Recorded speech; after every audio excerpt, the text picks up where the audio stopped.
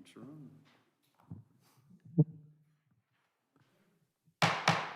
This time I'd like to call to order the regular meeting of the Genoa Township Board of Trustees.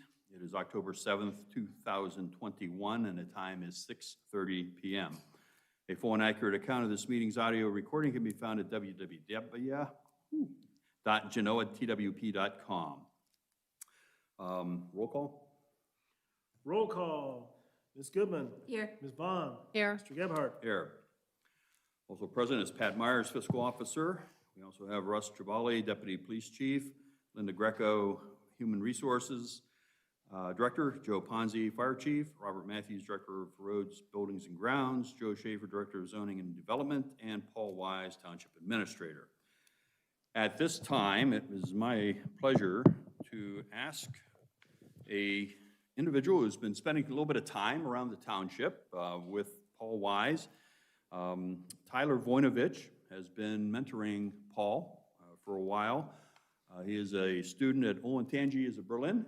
Yeah. Yep, okay, Olentangy, Berlin. And so we appreciate him coming over and learning a little bit about township government. And in return, we're going to ask you to lead us in the Pledge of Allegiance. All right, Tyler? I pledge allegiance to the flag of the United States of America and to the republic for which it stands, one nation, under God, indivisible, with liberty and justice for all. I know Tyler was hoping for snow so he could drive the snow plow, but I'm not sure that's going to happen. So maybe January. All right, Fiscal Officer report. Pat? Yeah. A couple things for you. I have two sets of meeting minutes I'd ask your approval. September 2nd, regular trustee meeting, and the September 22nd, special trustee meeting. All right, I will move to approve the following trustee meeting minutes: September 2nd, 2021 regular trustee minutes and September 22nd, 2021 special trustee minutes. Is there a second? Second? Discussion? Roll call. Roll call, Ms. Vaughn. Yes. Ms. Goodman. Yes. Mr. Gebhardt. Yes, motion carries. Next, September financials. I have them for your review and signature. Fund balance, $28,831,738.51. That's broken out with our pooled investments of $19,798,411.16 and primary account of $9,033,327.35.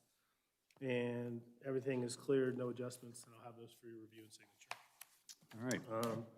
Lastly, the records retention schedule that we approve annually to go to the Records Commission for review approval.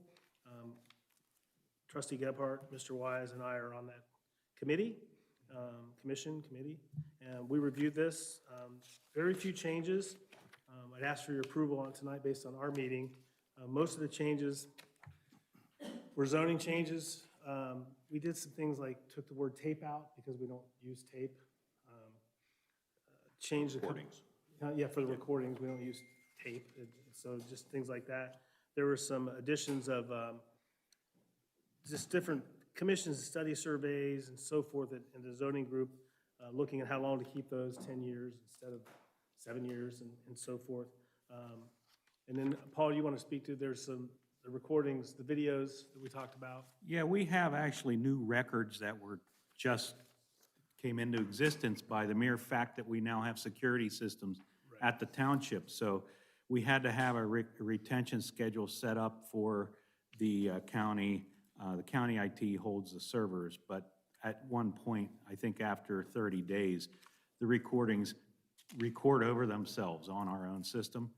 And so now we're recommending a 20-day retention schedule for that. So that and the police department recordings are the same way with they go, and I talked to Mike Riley, I think they go 20, 30 days, and then they tape over themselves again, or whatever the recording method is.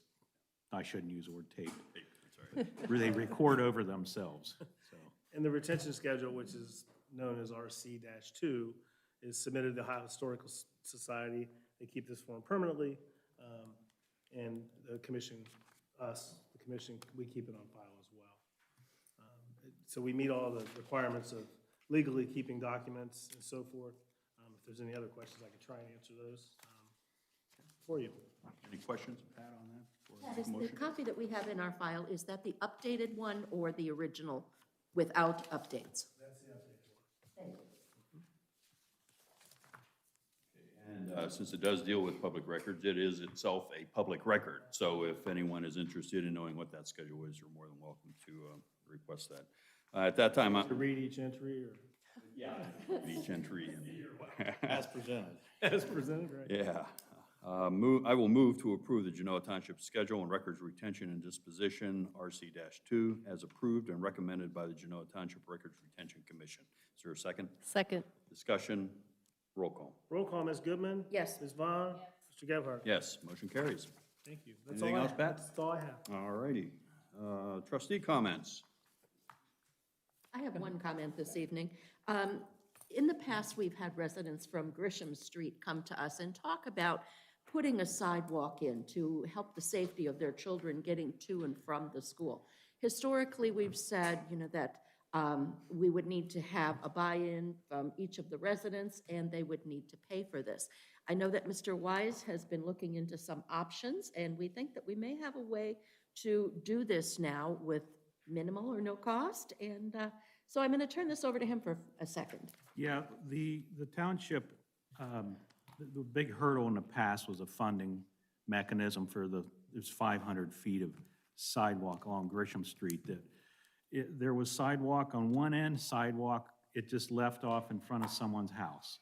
For some odd reason, the Sherbrooke section, whatever, never built out the sidewalk. So after discussions with Bob Matthews, and because all roads lead to TIF within our township, like Hillmar, Mount Royal, those roads lead into a TIF, and so Pete Griggs has deemed those access ways to get people from point A to the TIF as eligible projects that could be paid for out of that TIF fund. So we're going to take the small amount of money that was needed to do this section of trail and take that out of the TIF fund this year. Because there's been a lot of requests for the school kids that walk in that neighborhood to get that to Alcott Elementary, so. Okay. We need to take any action on that No, tonight? just a report to the board. Okay. Since it was a past request, we're going to fulfill it this year, so. And that will fall under the same as any other sidewalk going forward as far as the maintenance and all of that will be the responsibility of the homeowner. And no trees have been disturbed. It was a straight 500-foot shot, so it was very easy. You approximately how many homes are? 5. 5, just 5 homes, okay. So I'd like to thank both Mr. Wise and Mr. Matthews for working on that and helping secure the safety for some of our kids. Been an item of discussion, I know, in the past, so, okay, very good. Renee? Yes. First of all, I've been working with both the police, fire department, and the Delaware Health District with the second Narcan training, and we finally solidified a date. It's October 21st at the police station at 6:30. We'll run it pretty much the same as what we did in the spring. I thought it was very successful. And this time, we're going to open it up to people outside of Genoa Township. For the first one, we left just for Genoa Township residents, not knowing what kind of turnout we would have. We think that we'll have plenty of room for people outside the township to attend.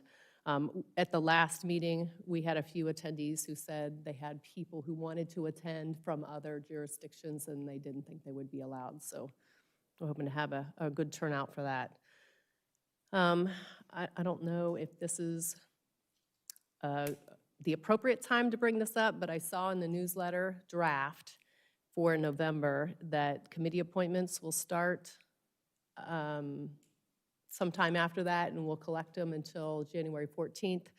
I'm wondering if we need to look at the committees that we have in the township and decide if we keep some or maybe add some. I don't know when we want to discuss that. Put it on the agenda for November. I think we still have time. Yeah, that sounds good. Okay.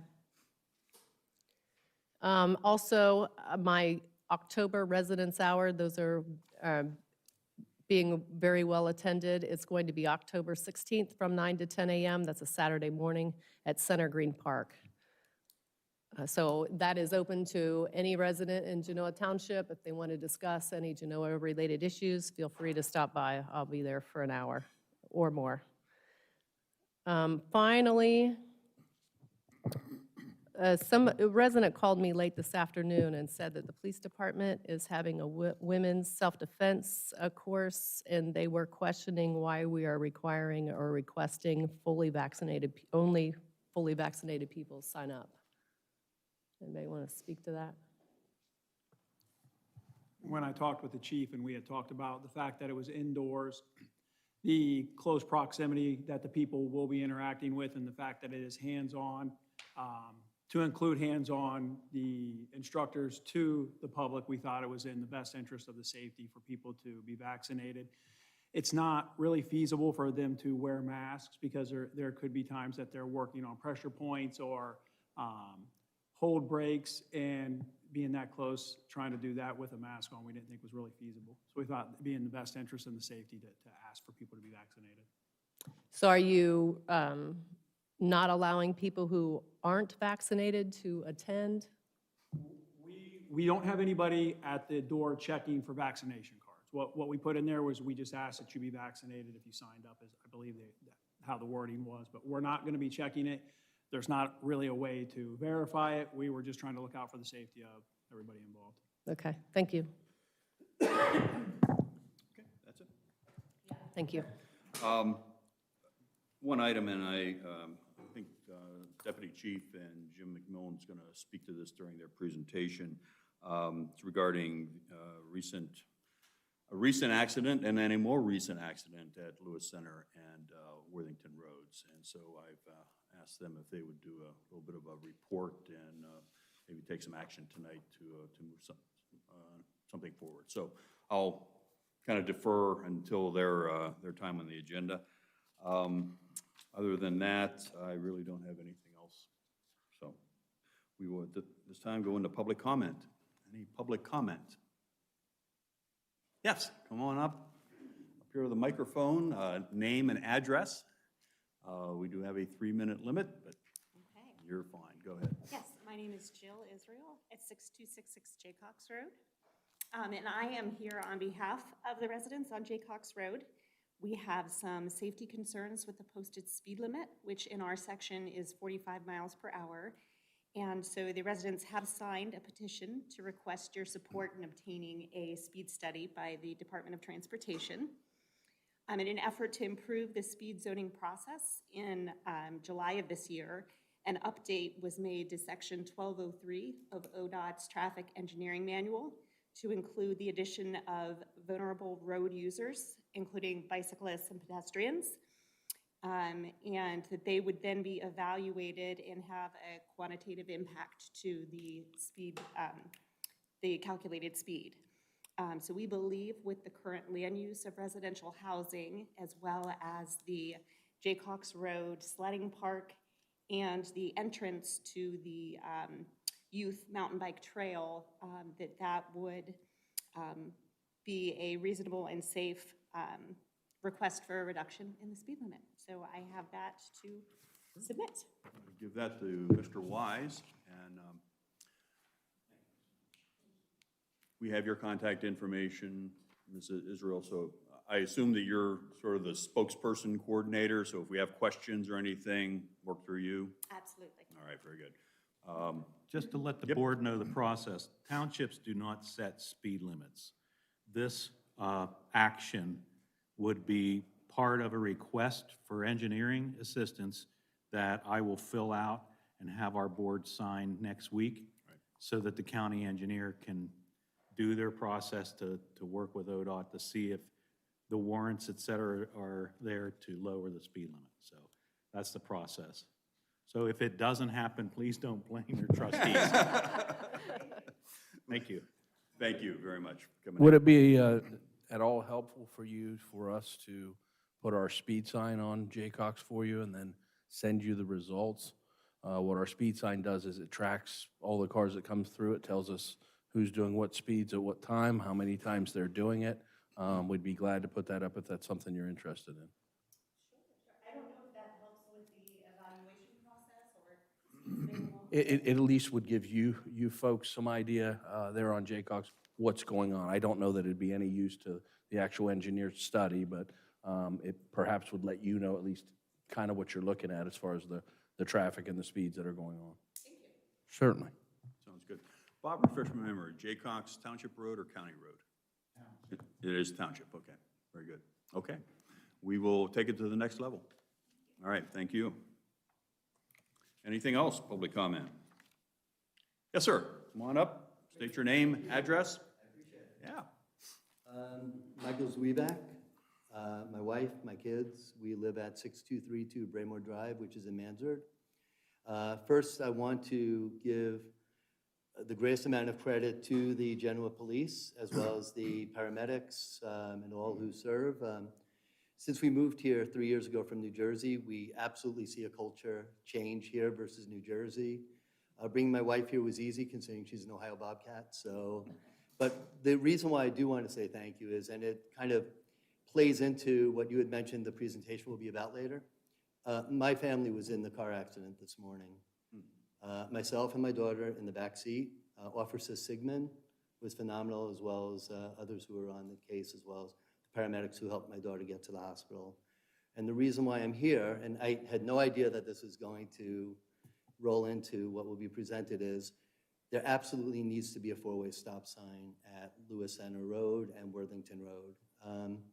We came down Worthington Road. Cross my heart, I stopped at the stop sign. There was a blind spot coming down, I came down Worthington Road. Coming down Lewis Center Road in both directions, there's a blind spot. And when you turn, which is what I was doing to take my daughter to school at Berkshire, that's when I got hit. Not assigning blame to anybody on this, but again, I want to thank the police and thank everyone who acted without prejudice, acted to make sure everyone was safe first. But I don't have the records, but I would be interested if there can be an action in terms of seeing, in addition to the 2 accidents that have taken place over the last 3 days, how many accidents have taken place over the last month, quarter, and year. And you'll find... we're going to have that for you. Yeah, and you'll absolutely find that the reasoning to have these stop signs is worth the trouble. We've also found, I mean, when you go down Rome Corners Road, there's make a slight right, make a slight left. And I'm telling you, I was coming home with my son last night from the Blue Jackets game downtown, came around from where the Tanger outlets are, and it's a guessing game. You absolutely have to be 1,000% looking in all directions, going slowly, which is what we do. And there's a challenge, and I think a simple action of putting the stop signs is going to make a big difference. So that's my entire feedback. And again, thank you to everyone. Michael, thank you, and everyone's doing okay? I mean, as far as your... My daughter went over to Children's over in Lewis Center, seatbelt burned and some x-rays on her, but she's fine. She got a good story out of it for the school, I guess. Yeah. But, you know, somebody had said to me, you can replace cars, you can't replace people. That's right. Yeah. So let's start with not having risks to people. Right. And then, by extension, you won't have the risks to the cars. Yeah. So again, thank you. Thank you I'll for grab a seat, thanks. coming forward, and best of luck to your family there. Thank you. All right. Anyone else? Going once, twice? Okay. Paul? Yes, good evening. This evening, we have a guest with us. Sheila Hederston is the Health Commissioner in Delaware County. She's here to update the board on what's going on at the Health Department.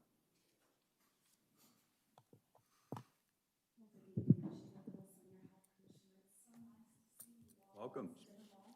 It has been. I would be remiss if I did not give kudos to Chief Ponson and his team and all of you for the allowances that you gave to us during the heavy-duty vaccination period with COVID. A little story just to tell you, I mentioned on one of our public safety calls that our team that did the bobbing, that's what we call the people who monitored everyone after the vaccine to make sure everyone okay.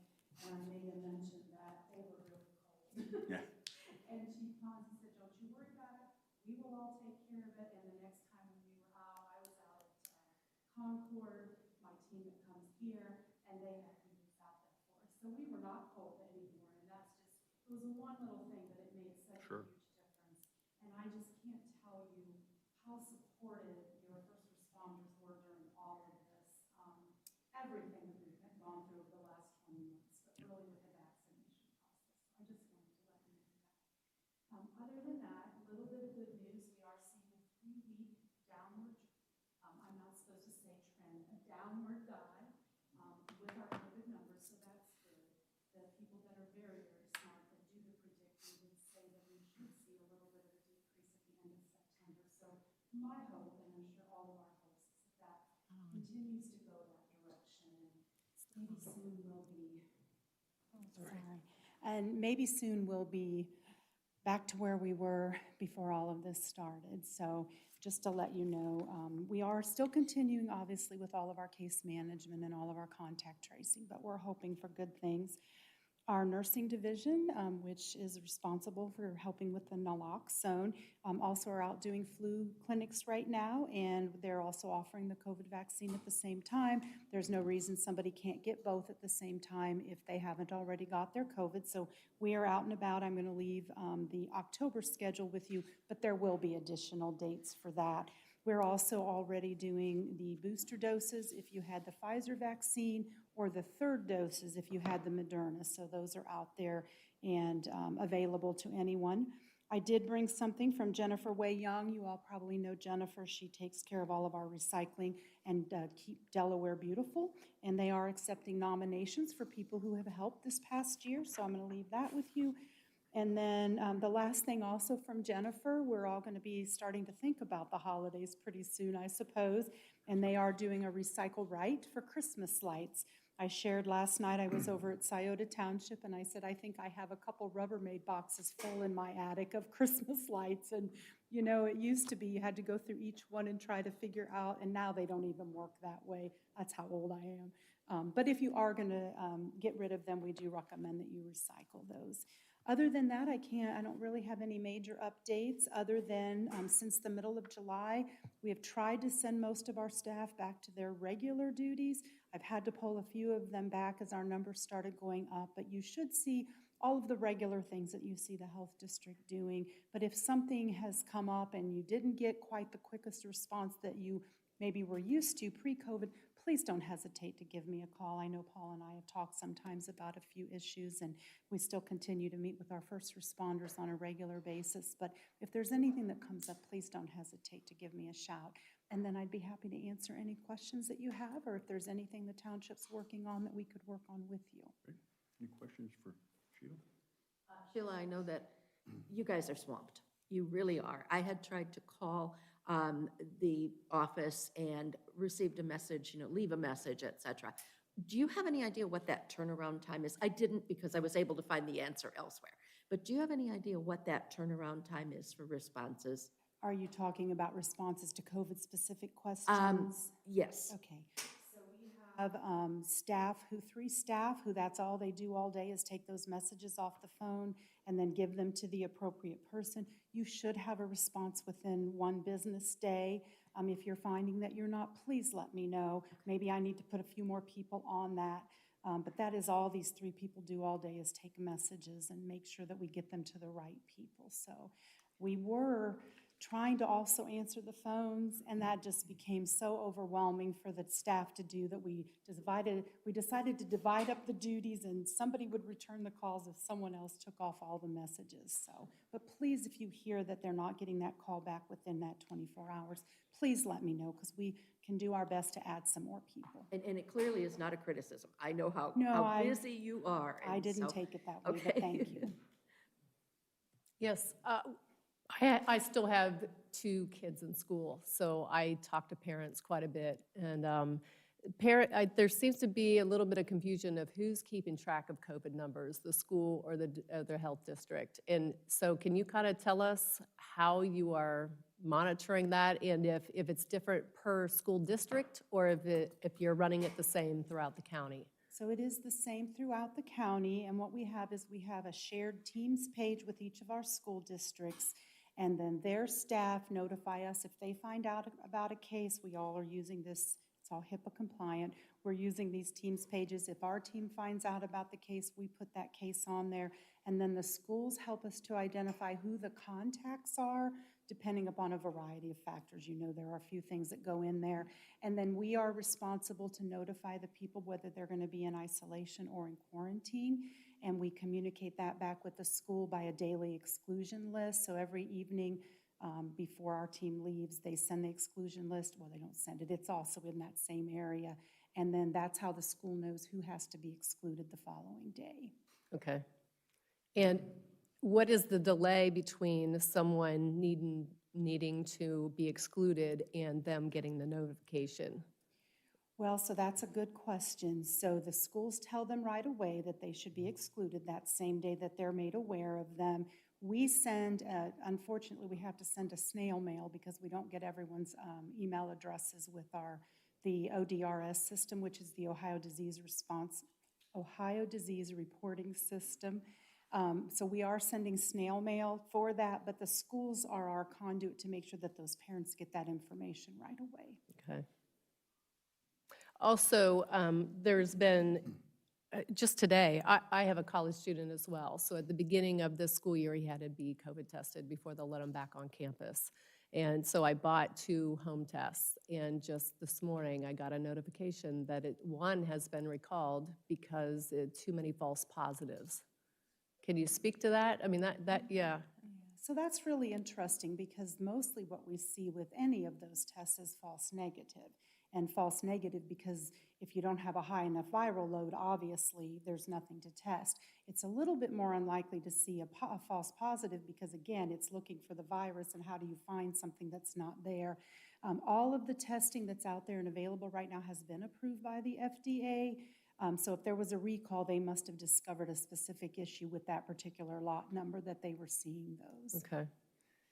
The premier test is still the PCR test, which is the nasal swab that you have to send off to the lab. We do tell folks who report a positive by a home test that if within 3 days they get a PCR and it is negative, it does void the antigen test.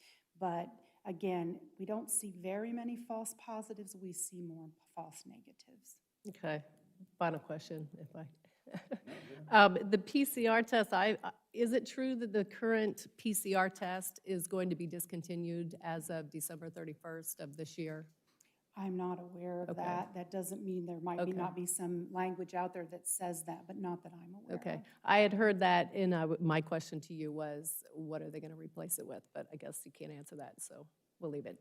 It might be that the approval of that test could still be under perhaps an EUA, the one you're talking about, that expires then. It doesn't mean they won't extend it, but Okay. it could expire at that time. Okay, thank you. Joe, what was the total number of folks we had go through as far as vaccination? I don't mean to throw you a curveball there, but if maybe I did, maybe I didn't. Okay, take a guess. I'll believe it. I was thinking it was around 1,500 was the last number I had heard. Oh, it was probably Higher than than- that. yeah. We're above 2,000. Because a lot of our clinics, we were doing like 200 people at a clinic, and Yeah. I think we were here every Friday for a while. Friday. Yeah, so I would bet it's more than that. I can probably get that number for you. I think the issue, the point is, there were a lot of people that took advantage of being able to get it here as opposed to going, elsewhere, so. The drive-throughs worked really well for us. Not all counties in the state did that, and we did that initially with the idea that because we didn't have any vaccines at the time, it did keep that separation from people. But really, our EMS who said, use our stations, this works well. The only people who really truly got cold were the bobbers because they were outside with the cars that were leaving. But the rest of us were able to give the vaccines in the cars or in the stations, which was really, really nice. Otherwise, it would have been, when we've done drive-through clinics out at the fairgrounds where there's no heat or anything, it's really a challenge at times. And so being able to use the EMS stations was a godsend. You had also mentioned, Pfizer as far as the booster, but the Moderna also has is it a third dose, or what is the? Yeah, so it's kind of a little bit confusing, I think, at this point. So Pfizer already is recommending that if it's been 6 months since you had your second dose of Pfizer, you should go ahead and get a booster. Okay. And the purpose of the booster, of course, is over time, your immunity is going to wane, and so we want to give a booster. What they've discovered with Moderna, and the reason they call that a third dose, not a booster, is because it can be given 28 days after you have your second dose. And that is for those persons who are probably immunocompromised anyway, so may not have as robust of a response to the first dose or the first two doses. It just gives them maybe that little bit of an extra oomph to get them up to that higher immunity. Now, there is talk that Moderna is also going to look at a booster. It may be 8 months after the second dose, because, they couldn't make anything simple for all of us. But that has not come to fruition yet. The other one, the Johnson & Johnson, that's the one that you only get one, and they're also looking at a booster dose, and the Advisory Committee on Immunization Practices, who makes those recommendations, they haven't made a determination about that yet. Yeah, it is very confusing. Is the Pfizer booster available regardless of age or anything now? Is it readily available? Booster is available for persons that are 65 and older, Oh, there. people with medical conditions, immunocompromising, and also those persons that are at higher risk for either contracting or giving, so healthcare providers, first responders. It's not readily available yet. Well, yeah, you can get it from us if you had the first two doses were Pfizer. It's readily available, it's just not available to everyone. Does that make sense? So I'm not 65. So you're not 65, so Not then you would, autoimmune, I'm not, yeah, you so would I want, can't get it. well, it's not recommended at this time that you do, but we are not requiring a medical form from anyone. If they and their physician feel like they should get it, we're going to give it to them. And I know we've had the conversation on public safety about our EMS and first responders.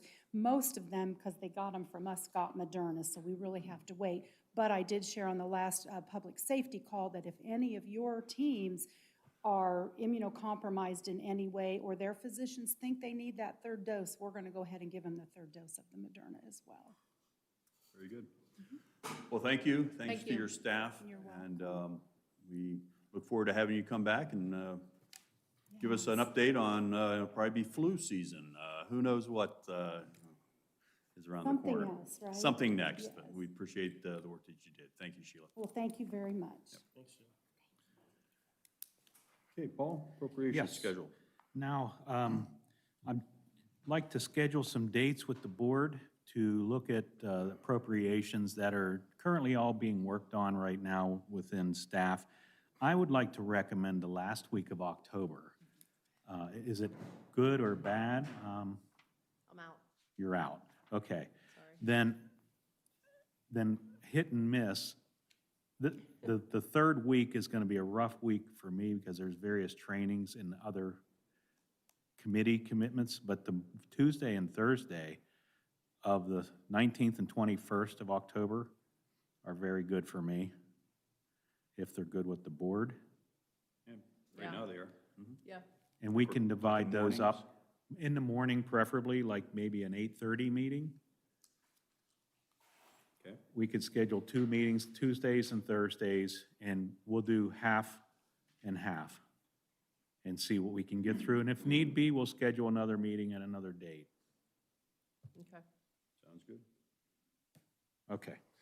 Next on the agenda is a request to increase the permanent appropriations for the EPA Tote grant. The grant was set up where, once the award was made, they sent us 50% of the grant up front, which amounted to $30,000, and they're going to pay the rest after all the invoices have been paid. So we need to fund the entire invoice to the Tote company. So this is for this motion is to pay that, the funding of that. Just a note, to date, the township has sold 926 totes out of 1,317. So Leslie feels that when the newsletter comes out, it'll probably put us over the top with the sales, and we'll hit our goal, so we won't have any in stock at that point. So it's been very popular and successful. The next part would be the distribution, which will be coming slowly. You know, when they arrive in, we'll distribute them to the curbs. So there's What's the arrival, what's the timeline on that approximately? Any idea? I think it's going to be a few weeks out to get them in. If it's sooner, that'd be better, but I'm not telling anybody sooner than the end of October, because you never know with production and supply chain issues. So, I still think, it's going to be a logistical, I don't want to say challenge, but it's going to take a lot of time and effort to get all 13, 14, whatever delivered. Would it be possible? Are we going to have them in some area? I mean, where are they being drop shipped to us? they're going to be drop shipped to the area of the salt barn. Okay, so my question is, if someone wanted to, could we set up a day or a Saturday or 2 Saturdays where people could come in Yeah. and pick them up? And If they have a truck or something they're able to shove a 65-gallon container I mean, into they're not it. small, I understand Right. that, but Yeah, I mean, that would help distribution also. it'd get them quicker Yes. and take a little load off. We so. appreciate your offer, too, to help deliver them. Absolutely. I think I did that. Yeah. If you said I did, then I think I heard you say I that. volunteered the other trustees too, if I'm not I'll do it. mistaken. I'll do it. Call me. I'll help you, Bob. So, I just, once we get them in, if people want to get them sooner than later, we may want to do that, so. All right. Well, that's great news. That's excellent. Oh, so you need a motion. All right. I'll move to approve the 2021 permanent appropriation for the EPA grant fund, capital outlay in the amount of $75,000. Is there a second? Second? Discussion, further discussion? Roll Roll call. call, Ms. Goodman? Yes. Ms. Vaughn? Mr. Gebhardt? Yes, motion carries. All right. Next up is we've received a couple standard forms for the application to file for an OPWC application for Mount Royal. Donna summarized it in your script there for a resolution. It's setting me up as the authorized signer to execute the contracts. All right, I will make a motion authorizing Paul Wise, Genoa Township Administrator, to prepare and submit an application to participate in the Ohio Public Works Commission State Capital Improvements and/or local transportation improvement programs, and to execute contracts as required. And the resolution is as presented. Is there a second? Second. Discussion? Paul, this is an annual thing, right? That we No, this is No? based the new upon the one? application we're submitting. Okay. So, yes, you probably did one last year because we didn't get granted it last year. Okay. So it may look familiar. Because I know seems like we're always working with the Public Works and trying to get Money. funding, but I didn't know if that was all something every year or not. Okay, very good. Roll call? Roll call, Ms. Goodman? Yes. Ms. Vaughn? Yes. Mr. Gebhardt? Yes, motion carries. Our communications director has been texting me from the peanut gallery, and she's mentioned a fact that the board needs to be aware of. If you're placing the agenda item next month on the committee discussion, then if she goes to print on the newsletter before that discussion's held, then there may be anticipated people applying for committees that may or may not be there. So just to let you know, she wanted you to be aware that if you decide that, for instance, if one of the committees, X committee, is eliminated and it's listed in the newsletter as a committee option for someone, then people may be applying for that. So What's the deadline for that? Can we do that? she's going to be on vacation, so she wants to get all the newsletter stuff ready to go. I was going to say if we could do it during one of those special meetings, but that might be too late. It'll be too late. Okay.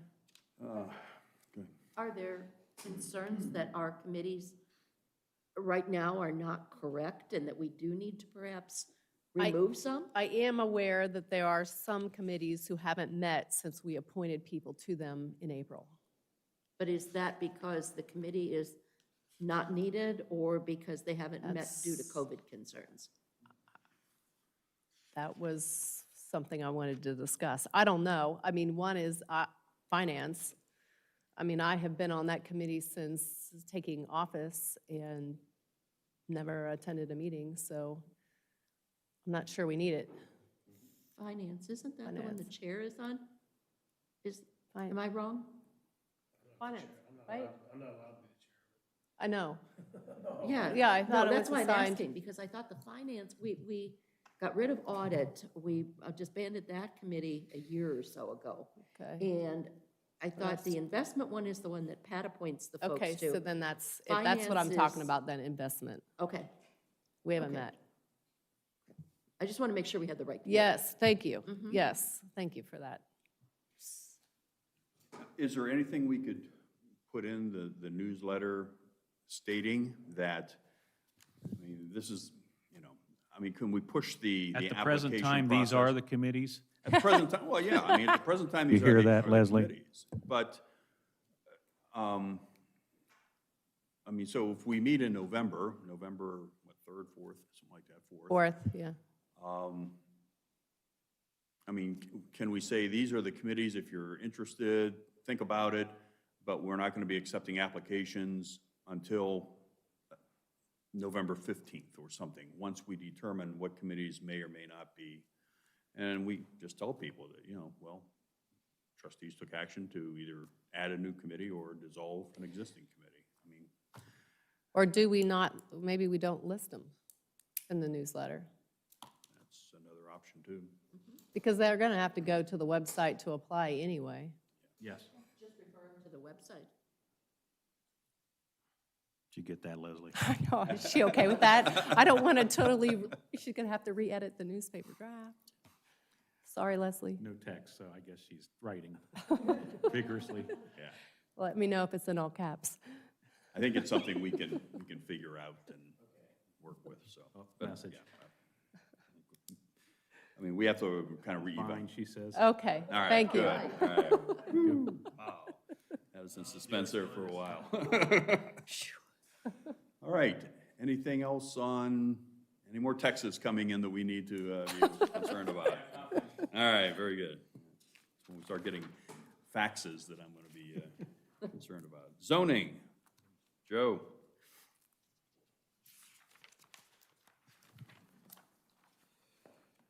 Good evening, trustees. Speaking of boards and committees, one item I have on your agenda this evening is the deadline for applications for the vacant alternate position in the BZA passed a week or two ago. We did receive 3 applications, so I guess I'm just before you this evening to hear how the board would like to pursue going forward, considering and appointing someone.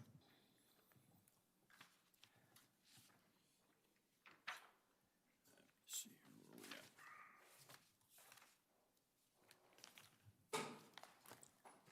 We normally I don't do that think- do that as an executive session. Paul? You can, the appointment of a discussion of committee members is executive session. Okay, so you'd like to, I'm sorry? is that, And confirmed by our prosecutor in the office.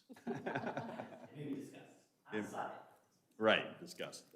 is that just something you want to handle during that portion? Or- We do have an exec session scheduled for tonight. Yes. I guess it covers that. We may have to amend the motion, which we can do. To consider the appointment of Okay. public official. Well, I guess the other question is, occasionally, not always, we will have a special meeting where we interview the interested parties. And, you know, it depends if we want to do that or not. Thoughts on that? Good point. Prefer to do it for zoning and BZA, so since this is BZA, I prefer to interview. Yeah. I'm fine with that. So we would just need to probably find an evening, because it would likely be better for these folks. I mean, if we could do it before our November meeting, it'd be nice. Last week in October, you say you're gone. Yeah, sorry, yeah, I'm gone. Renee, Yes. I'm out. how about the week of the 18th, or even next week? I mean, good or bad? Offices are closed Monday. And we have zoning commission on Tuesday. Okay.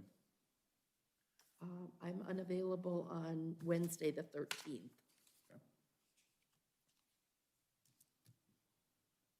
14th, I can do the 14th.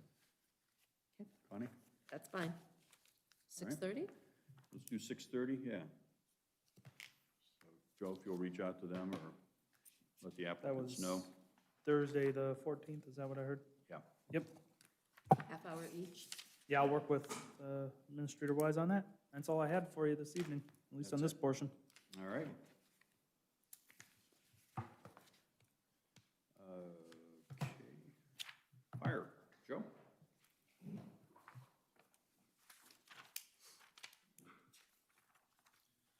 Good evening, Board.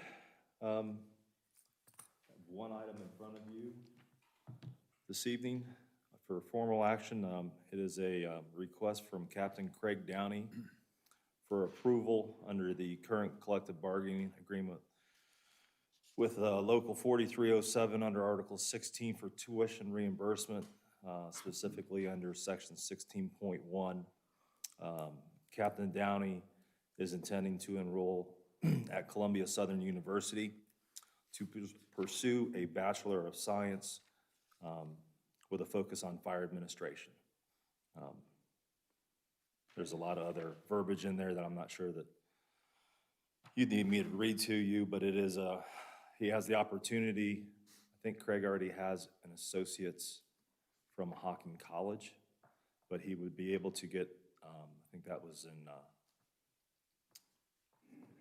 it's a fire-related degree, but he would also be possible, or it would be possible for him to get a second associate's degree, as did Battalion Chief Weekly recently, on his route to completing his bachelor's degree. I'll move to approve the tuition reimbursement for Captain Craig Downey for a Bachelor of Science degree with a focus on fire administration at Columbia Southern University per Article 16, tuition reimbursement in the International Association of Firefighters, Local 430707 Union Agreement. Reimbursement will be based upon final grades. Is there a second? Second? Discussion? Roll call. Roll call, Ms. Goodman? Yes. Ms. Vaughn? Yes. Mr. Gebhardt? Yes. Motion carries. And if I can, just quickly, this was a last-minute item. Remember, a couple months ago, the department was awarded a grant through the Shriners Organization for the purpose of buying a new thermal imaging camera. And just by luck, it arrived this afternoon. So I wanted to bring it down, show it to you all if you are interested in looking at it. Obviously, have it through the end of the meeting. You can look at it, but it came in today. We'll be doing a little training on it before we put on the trucks, and then it'll be in service. So, Interesting. so thank you to the Shriners. Yes. That was very, very good. All right. Linda, Human Resources. Good evening, everyone.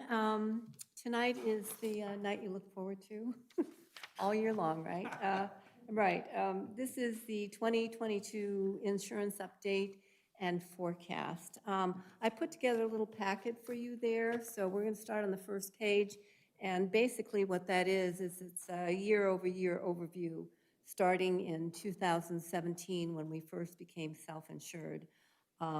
We had trial and learning by fire initially because we had some very high-level claims that were lasered, but we have come through it very well. So if we start maybe at the bottom or just go to the bottom where it's 2021, that's going to show you what we are today through September.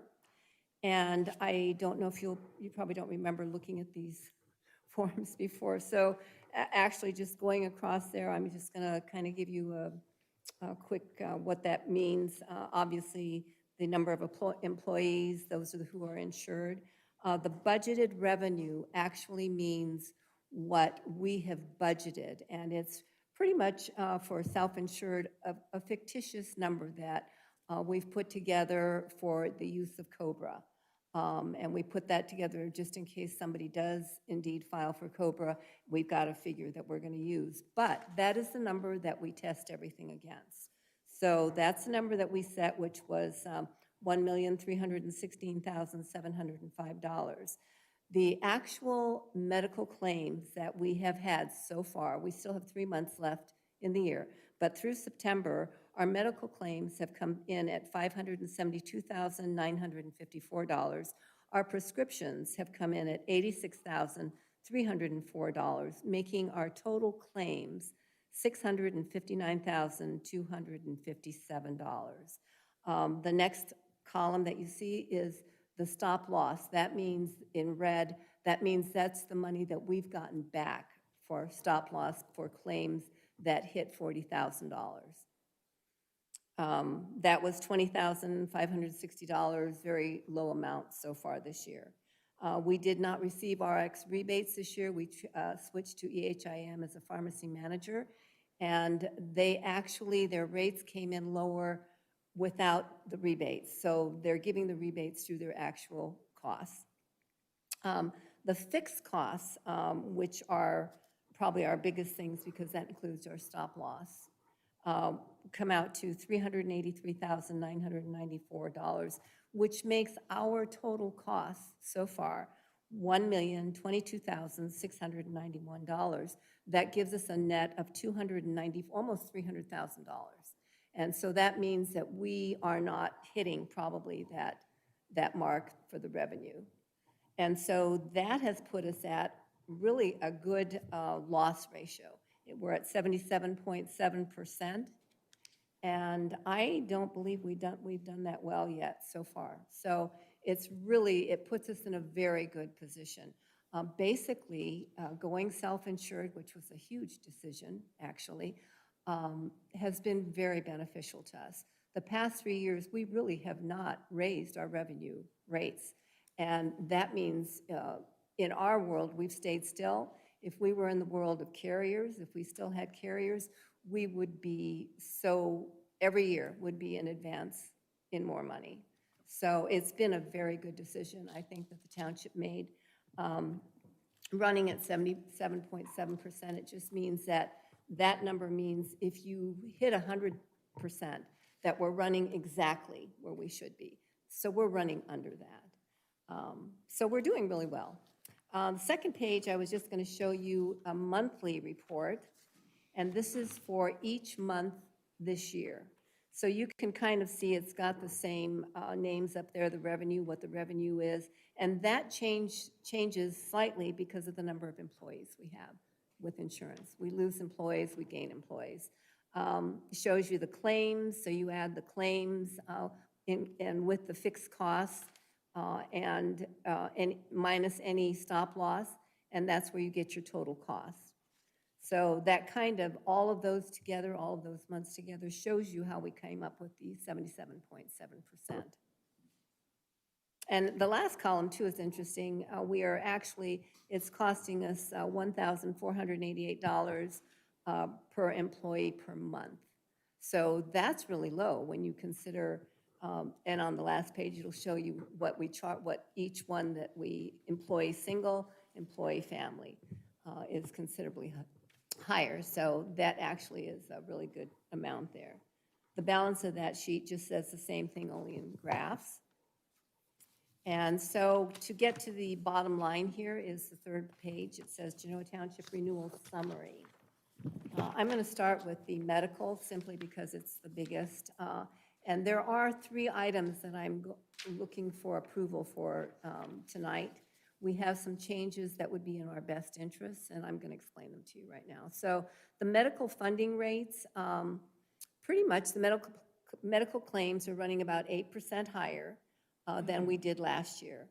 The prescription claims are running about 22% lower. So when you put those together, the total costs are running 4% higher than last year. We have an opportunity to lower our annual cost and even reduce our revenue amount further. That would be because our current stop-loss insurance company, which is Companion, has asked for 11% renewal. That 11% renewal amounts to $50,000, $260 for the year. We have, because of that, shopped around a little bit. And the thing to note here is the Companion is a highly rated company. It's an A-plus company. The company that we are going to try and switch to possibly is called HCC, and they actually have an A++ rating. So we are dealing with very, very good companies, not at all worried about them. They've been in business a long time. So HCC has offered us something which I think is interesting. I don't think it happens often, but for one thing, the increase is considerably lower. It's 4.35%. And so if you add that to what we would have paid with Companion, you're looking at about almost $70,000. Standalone, it's a $20,000 decrease. They have also topped that with telling us that they will not laser any future employees. That is huge. I don't think they do that often, but again, we are in the world of insurance, and so there is a catch-22 there. They also add in that contract that they have the right to, if they see a person that isn't lasered, because no one will be lasered, but if... Linda, could you define laser? I'm sorry. That's right. Lasered is a member whose costs go above 40%. I'm sorry, 40,000. So 40,000 we take care of, right? The deductible and then the township. However, the stop loss will take care of anything over, after that, except for a lasered employee. If the employee is lasered, the minimum the laser is going to be is $100,000. So that means that we are then 60,000 that we're taking care of. And some of these claims run above that, right? And some people can be lasered even higher. Currently, we have fallen off all of our lasers. So which is why we're getting this offer, right? But the difference is they can raise the lasered person 55%. Overall, they're going to add 55% to our contract. But we can decline that and ask them to go ahead and laser this person. And generally, that is what we would do. I haven't seen claims too far over $100,000. So they would, if we want to just go with the increase and go ahead and do the lasering of people, they would actually give us additional discount. But I would say let's not do that. Let's just go with the $20,000 discount that we would get. And currently, I don't see any lasers in the forecast, but it is insurance, and things can happen. I'm going to say the broker has told me that he hasn't seen that type of thing happen very often, if ever. So I'm thinking that we are very safe. And like I said, actually, all we have to do is say, we decline that. We are going to ask you to go ahead and laser this person. They would have been lasered anyway with either company. So we make the determination on who's Absolutely. lasered and Right. who isn't. Okay. Right. And it would be an individual thing. It would only be that individual that would be lasered, right? And we would have to look at the circumstances, what it looks like. I would definitely look into what it looks like the bills are going to end up being. So my recommendation is going to be to take that. I think it's a heck of a deal. I think we will be safe with that company and with what they've offered. That is, we can do that. You can decide that later. We've got the resolutions written up 3 in a row because I do have 3 things that I'm going to ask for approval. Do you want to work on that right now, or do you want me to finish? Just go ahead and go through if you don't mind. The rest? No, Yeah, this is all. Do they all interconnect? I mean, is there any? No, this is for medical, that's it. That's what we're looking at for medical. Okay. None of our fixed costs really went up, so we were very lucky. Nobody really raised any prices on us except for the stop loss, which we now, if we take this, will actually be better than we were this year. All right, well then, if that's the case, and I see that we are dealing with dental and then life insurance, and then just allow for discussion on that specific issue. I'll go ahead and move to enter into agreement with HCC for a one-year contract effective January 1, 2022 for medical stop loss insurance. Is there a second? Second. Discussion. Okay, now we can. Linda, what's the, I mean, if you go to the front page, it does appear that our total claims is considerably less. I mean, we're talking back in 17, 1.6 million versus 2021 of 659,000. Well, first of all, we're 3 months short. Okay, So that means something. Second okay. of all, we don't have the type of claims that we had. There were 2 years, and when I started out and said we were actually learning, I was learning, and it was trial by fire. We had several lasers. We had huge claims. If you remember, the stop loss at that time was, they took a long time to pay us back. And the reason why is they ran audit after audit because it was such a high number that they had to pay us. They sent us eventually almost $300,000, which saved us, right? So it's still, we were still running pretty good. The 1 year, our loss ratio was 117.6%. So that's what you don't want to see. But we're going to have years like that. It's inevitable. I think that being self-insured isn't as big a risk as people anticipate it to be because you cover yourself. Stop loss, there's a reason why it's so expensive. I mean, they work in big dollars, you know, so, but you can see from the rest of the years, 1 out of 5 years was the only one that was kind of out of line. The rest of them are below in loss ratio. What is the ideal number you want to be at for the loss ratio at the end of the year? There's no ideal number, but Okay. below 100, right? Because 100 means that we are reaching that revenue amount. The revenue amount is what we've forecast that we could be at, right, during the year. Our job is to try and minimize that. And I think we've done a really good job so far. Again, terminology, when you say revenue amount, is that the amount paid by the employee? Is that the amount paid by the township? Is that the combination? The How do you revenue define amount is revenue amount? fictitious. It's not an actual amount. It is, if we were with a carrier, when we had carriers, right? Right. If we were, say, with Medical Mutual, we would pay them that set amount that you see. Right. Every month. That's what they would get. Doesn't matter what happened, that's what they would get.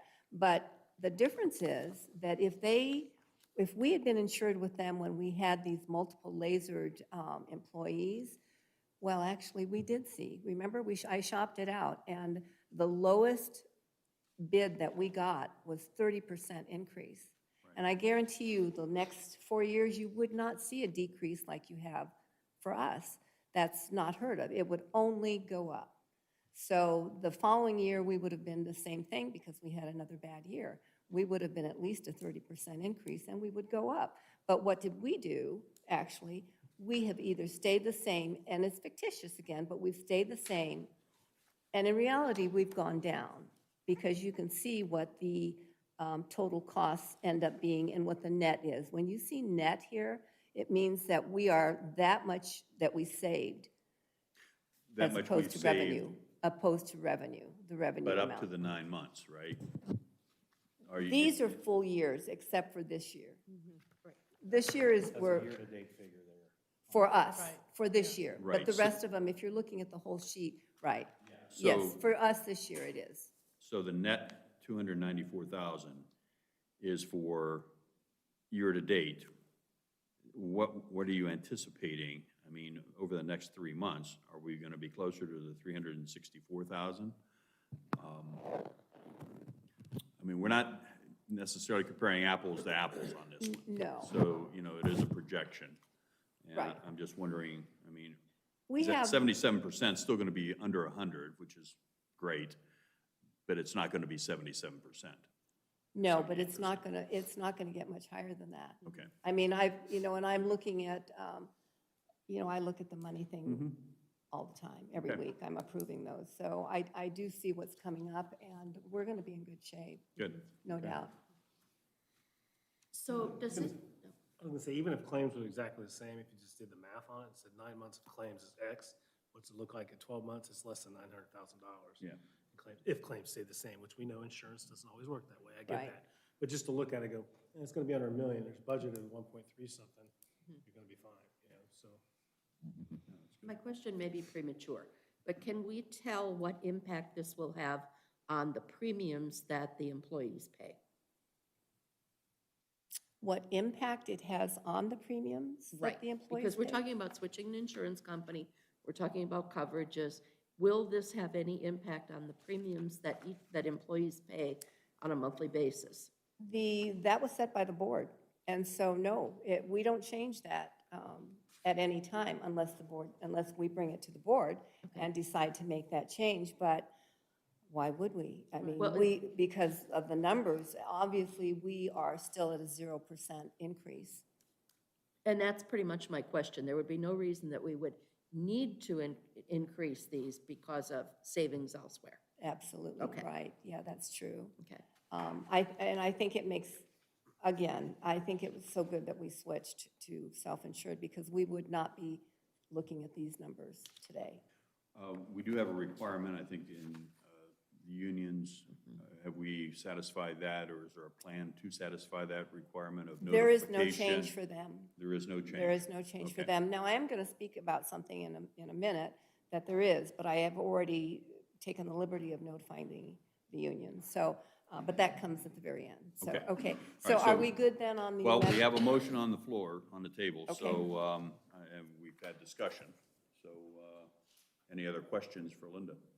No, I just want to compliment Linda, because Linda, I know you put a lot of time in this, and your work is showing that you're saving the township money, employees, so thank you for all your work, and I know not everybody could do self-insurance and do it in-house, so thank you. Yeah, it's worked well for all of us, including me, so. Okay, so go ahead. Roll call, Ms. Goodman? Yes. Ms. Vaughn? Yes. Mr. Gebhardt? Yes, okay, that motion carries. Now we're on to dental. Okay, so dental renewal, actually, we haven't had an increase from Delta Dental in a long time. And they have been a really great company to work with on all levels. Their renewal this year came in at 5.2%, which actually, you know, if you look at the trend, that's really still good. But I did have our broker go back one more time and just ask if what they could do for us. And so they did come down. The renewal comes in at 2.8%, which amounts to about $2,500 for the year. So not very much. But I do want to just mention this because Delta Dental is such a good company. So because of the pandemic, this past year, they actually comped us 1 month of an invoice, an entire month. We didn't pay for it. So it was free. That month bill is usually about $7,500. So this increase that they're asking for, it's going to take them 3 years to make up what they already gave us, you know. So I am asking that we go ahead and renew Delta Dental at the 2.8%. Okay, I will move to renew the Delta Dental contract effective January 1st, 2022 for dental insurance for township elected officials and employees. Is there a second? Second? Discussion? Roll call. Roll call, Ms. Goodman? Yes. Ms. Vaughn? Yes. Ms. Gebhardt? Mr. Gebhardt? Motion carries. Okay. Life so- insurance. Yeah, so the life and voluntary life renewal, some of you may remember that a few years ago, I asked the life insurance company if they could give us good rates for employees to purchase additional voluntary life, and they did. The problem with that was they didn't get the percentage of voluntary life applications that they felt they needed. So what they did, Mutual of Omaha then this year decided on a 27% increase, which, you know, maybe could live with that, but they also are increasing the voluntary life by more than I think is acceptable. So we did go out and shop this. We went and shopped with a company that we already deal with. It's the Standard. The Standard is our current insurance for disability, short-term disability. They've been great to work with also and haven't changed our rates. I can't even remember the last time on short-term. So their offer actually came in very well. As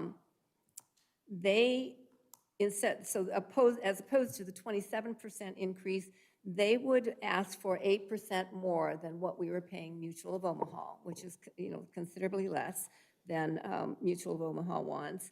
And that amounts to $745 annually, not a big deal. Additionally, which was the best part, was they will not raise the rates for the voluntary life. And they will also go ahead and do a rollout and enrollment for open enrollment for anyone who wants to take out voluntary life. If they don't reach that percentage that Mutual of Omaha was worried about, it doesn't matter.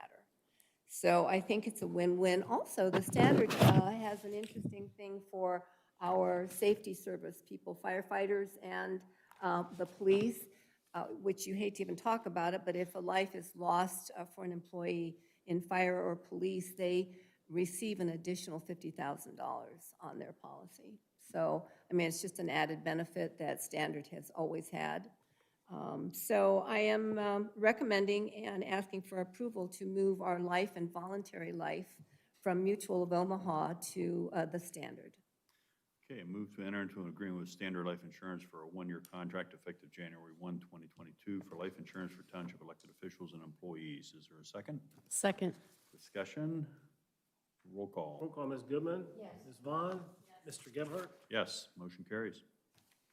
Anything else? Just one thing, and then I'm done. Okay. So I actually found out yesterday. So the rates that the IRS set as the minimum amount for a deductible has changed for the first time in a while.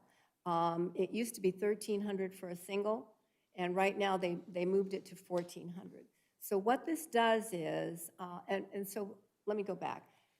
Several years ago, I added a wellness program, Healthy Rewards, and that was for two reasons. One, it's a health initiative, right? We have found employees with conditions that now they don't have a problem with because they've gone to a doctor for a physical. But the other thing was that the incentive part was the credit that they get, which was for 5 items on a physical, they would get 1 credit for each, and for each credit was $100 credit off of their deductible. So if you look at a single, their deductible is $1,800 for the year. With the Healthy Rewards, if they get all 5 points at $100, then it's going to be $500 off of that. That brings you down to $1,300, which is the current minimum for the IRS setting as the deductible. So in other words, now next year in 2022, that amount is going to be $1,400, and we're going to be below it, which we can't do. So the only thing that we can do about this, there's nothing we can do with the IRS. There's really nothing we can do. And so I did let the 2 unions know yesterday. I sent them emails. They've answered me that what the dilemma was. And I told them what the fix on that is going to have to be is that next year, Healthy Rewards won't be worth $100 a point. They'll be worth $80 a point. So we're still going to run the Healthy Rewards, but it will be for a maximum of $400 or $800 for a family. And that's all due to the IRS regulations. And really, honestly, there's just nothing we can do. I tried to do things before, but I had set I had set our deductibles where they are also, because we are on a high deductible plan with an HSA, but our high deductible is not a horrible high deductible, right? So that being the case, there's just nowhere to go with it. The only thing I can do is make those points worth $80. Okay. So that's just letting you know, because there's nothing we can do. And do know that I've already told the union, so we're good. Very good. And I'm done. Well, I'll tell you, I remember spending hours and hours and hours and hours on healthcare stuff back, and I would agree with what Renee was saying. I mean, you've done a great job. You take a very complex issue and you manage it well. So we appreciate that. saving us money and still providing good coverage. So. All right. And I think you only have to show up like once a year, it seems, to the meetings too. That's, you know, how lucky are you, you know? That's true. Yeah. Okay. Well, thank you, Linda. All right, please.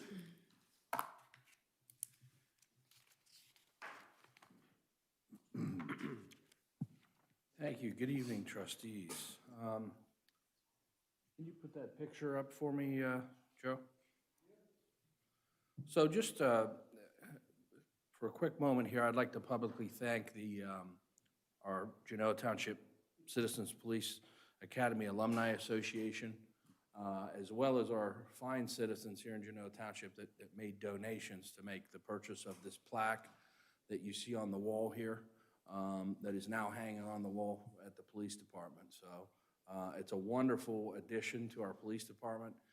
It lets the public see all of our officers, all of their positions, their rank, and it lays out the entire department. So it gives something interesting for the public to look at when they come in, but it was just a very lovely act for them to donate something so nicely. So I want to publicly thank them as well as the citizens that donated towards this, because it was a really nice and wonderful gift for us at the PD. So thank you to those folks. Yes. I'm going to bring Lieutenant McMillan up here to speak a little bit in just a moment, but I started here in 1995. We were having discussions in 1995 and 1996 about Lewis Center Road and Worthington Road.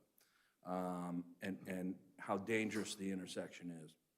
We continue to have those discussions each time we have a crash, and for some time after we have a crash, we say, you know, what is going on with this intersection? We got to do something with this. Now, I know that they put up some flashing signs that say cross traffic does not stop, but that has not helped to solve the problem there. So what Lieutenant McMillan has done, being in charge of patrol operations, has put together some of the numbers of the crashes, which don't really tell the tale, but he's going to speak a little bit more to that. So, Lieutenant?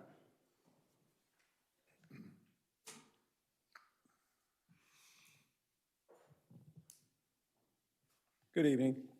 The numbers that I came up with were from our reporting system. So these are only crashes that reported to us, that we got a call, we showed up on scene and actually took an accident report. There are times where there might be a minor ACDA, rear end, assured clear distance ahead, where two parties may exchange information and leave and never call us.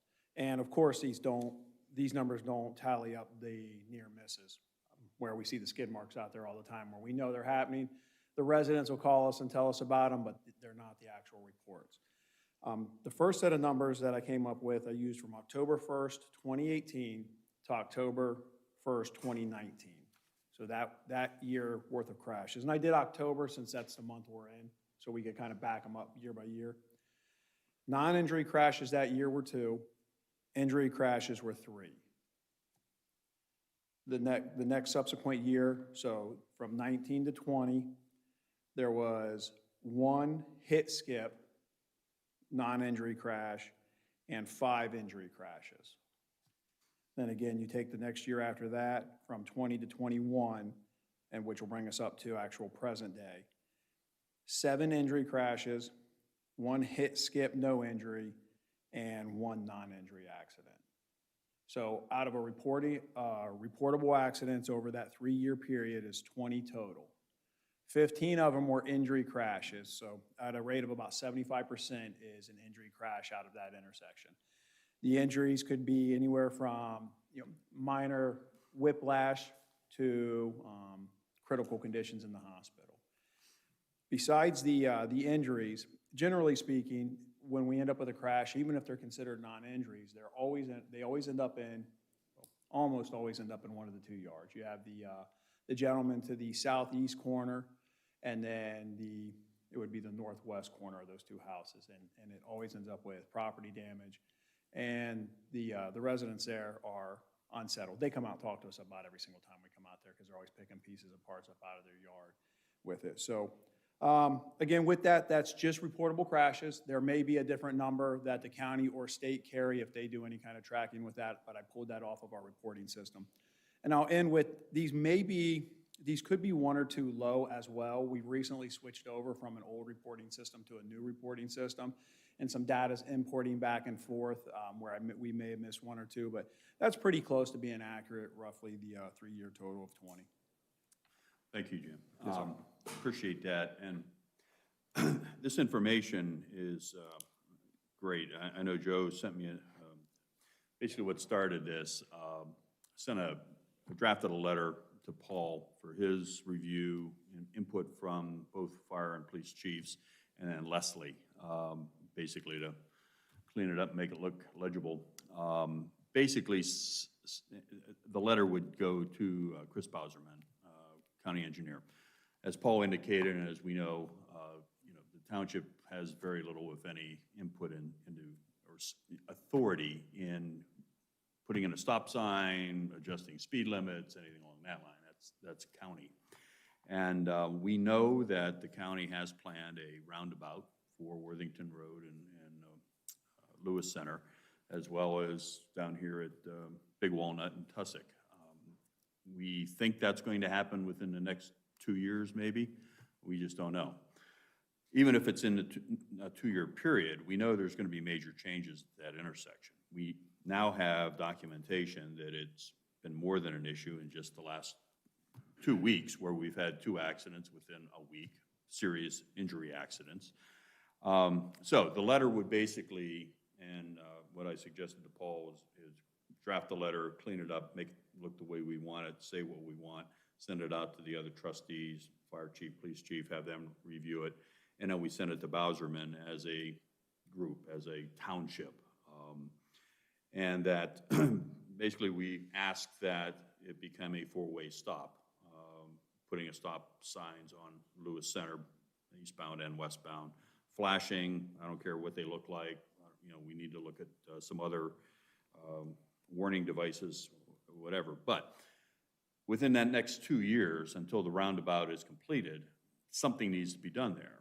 And, whether it happens or not, a lot of that is out of our control, but what we can do is make the request. So that's,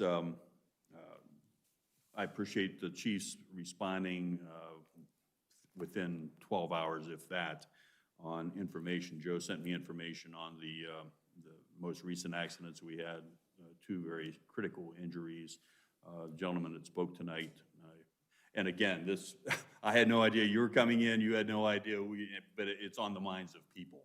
We're getting emails, and I know it is frustrating as well as extremely dangerous. So that's the plan moving forward, is to have Paul get a letter put together, send it to Chris. In that letter, we asked if a conversation needs to be had, sit-down meeting, then we're more than willing to do that. I don't know, we also checked, I was in the other day, we had Dave Riebenhoff, and I don't think Dave's here yet, but we did ask him if there were any legal issues. Mark, I'm not going to put you on the spot tonight, but you might want to think about it too. And David didn't really think there were any legal liability issues, anything like that. We know it's a problem, so it's not that we're... So anyhow, that's the step. We hope that it will... the other thing I would recommend is that we do know we have some residents who have contacted us. You're a perfect example. That you also maybe reinforce this with the county engineer's office.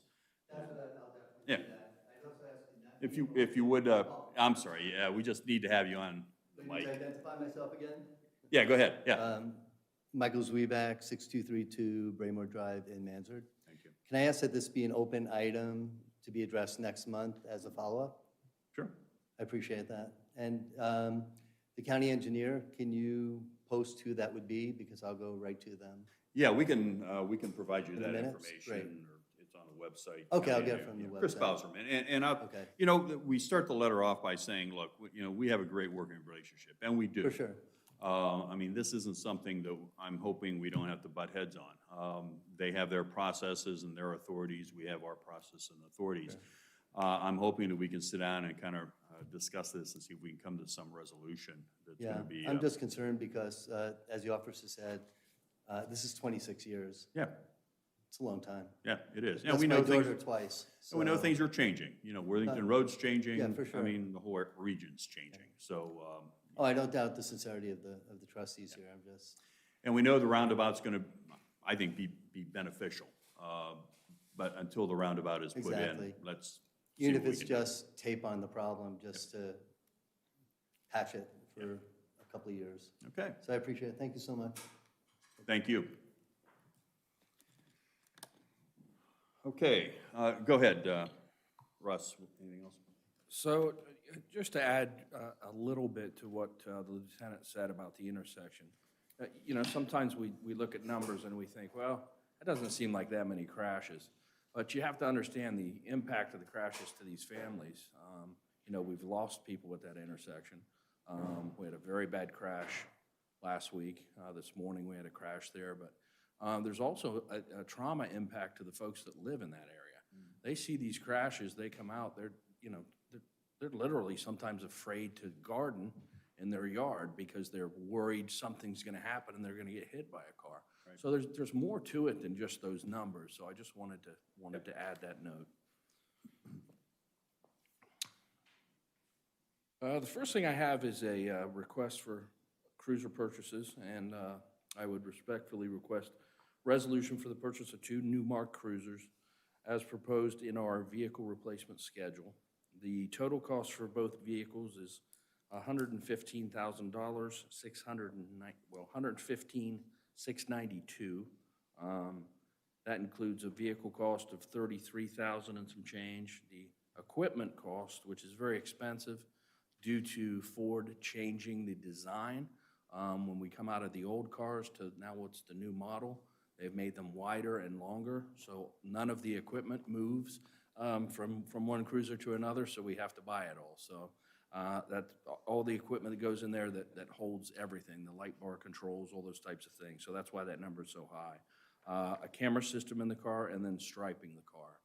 So that total comes to about $115,600. That includes all costs to equip and mark the vehicles for police use. I'm going to ask for $120,000 as we budgeted in order to cover any surprise costs that could arise. This was a budgeted item for 2021. But before I request the blanket certificate, I do want to let you know that they have started to raise the pricing on wrapping cars. So currently, if you don't know what a wrap is, it basically wraps a color on a car or some type of design on a car. And that's what we've been doing for many years. But the wrap now has gotten to a cost that's close to $3,000 per cruiser. So we are moving away from what would be our current standard black and white cruiser to probably a black cruiser with a different design. We don't have that design set up just yet, but that's going to save us about $3,000 a car, and it just makes sense. So that's a savings, but I wanted to mention that. But I would request the blanket certificate in the amount of $120,000 to purchase those cruisers from what would be our Police Capital Outlay Fund 4901, and that money would be moved from 2191 to 4901. So I would also request the transfer of that money from the Township Police Fund to the Township Police Capital Outlay Fund. Okay, I will move to approve a blanket purchase order in the amount of $120,000 for the purchase and equipping of 2 cruisers for the police department. This is a budgeted expense for 2021. Is there a second? Second. Discussion? Roll call. Ms. Vaughn? Mr. Gebhardt? Yes, motion carries. And then I will motion following, whereas the Genoa Township Board of Trustees consider it to be the best interest of the township to transfer appropriations from the unencumbered money from the Township Police Fund 2191 to the Township Police Capital Outlay Fund 4901 in order to continue to accumulate resources for the acquisition, construction, or improvement of fixed assets for the Genoa Township Police Department. Therefore, be it resolved, the fiscal office is directed to maintain the police capital project funds and to invest the account funds pursuant to ORC 5705.13. Purpose of the Police Capital Outlay Fund continues to be as stated when established in Resolution 03-04, adopted in a regular session on February 12, 2003. The sum of $120,000 is hereby appropriated for unencumbered monies in the Township Police Fund 2191 to be paid into the Police Capital Outlay Fund 4901. The trustees may from time to time continue to appropriate additional sums from unencumbered money in the Police Fund for deposit in the Police Capital Projects Fund. And 4, the fiscal office shall certify a copy of this resolution to the Delaware County Auditor. Is there a second? Second. Further discussion? Roll call. Roll call, Ms. Goodman, Yes. Ms. Vaughn, Yes. Mr. Gebhardt. Yes, motion carries. Okay, my second request is a resolution to increase our sergeant's positions from 4 to 6, which will help provide better supervision and training for our current officers. The additional sergeants will allow us to change our schedules to a better team approach. It'll allow us 20 hours of dedicated training per month also.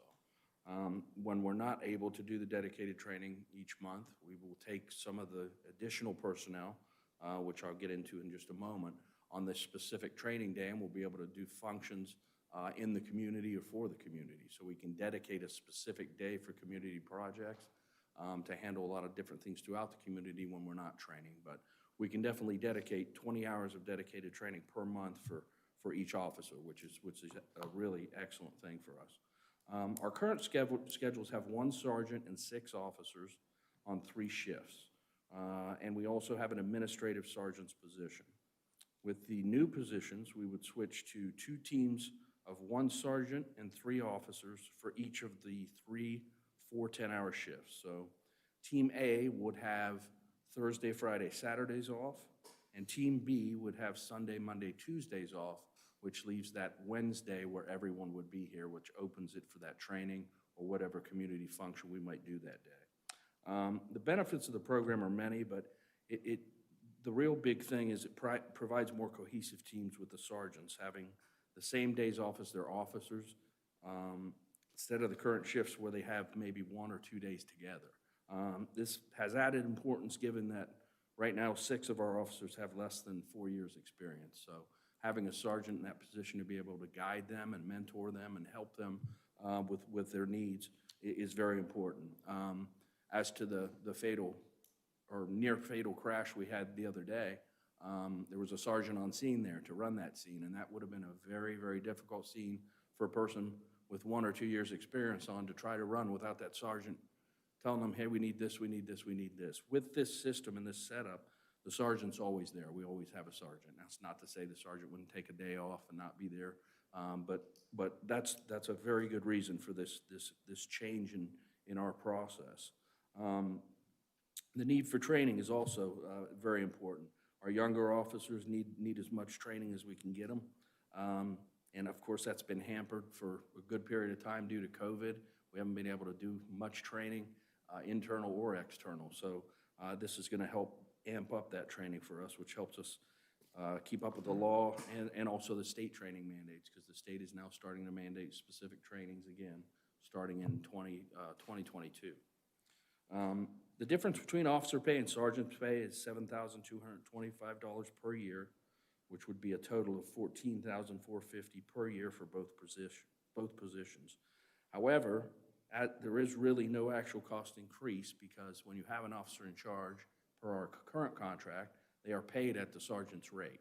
So regardless, we're paying this money out there anyway, but we don't have the rank there or the rank or the position there to fulfill it. So with that, I would request a resolution to add 2 sergeant's positions to our current staff.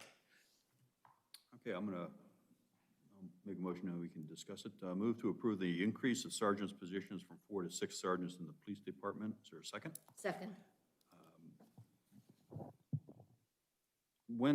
Effective when, Russ? What's, when, I mean, I don't know if that's necessary or not. But It would be effective starting January, the first Sunday in January? January 1. Yeah, whatever that first week of January would be, yes. We'll just say effective January 1. Yes. Okay, is there a second?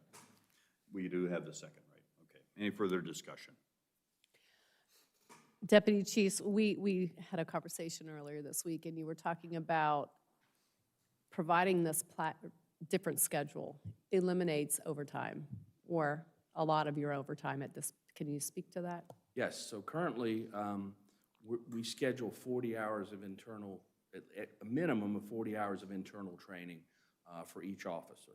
So with that, when we have our, whether it be a week-long training to cover that 40 hours or whether we're doing it in separate places, a lot of our trainers are in different shifts, so they move to whatever shift to train. Some of the people have to come in on their days off.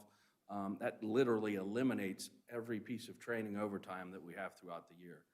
So if you were to look at it simply, it's going to be close to half or towards 20 hours at least per officer per year that you're handling just for training. So you're talking about whatever that happens to be, 400 hours or whatever the case. But it reduces overtime in that regard, but it also allows us a little bit of leeway with lieutenants helping out with road duties if we have coverage issues, the detectives helping out with road coverage, and so on. So we've set the system up so it's very it's going to be very difficult to accumulate overtime based on the way it's set up.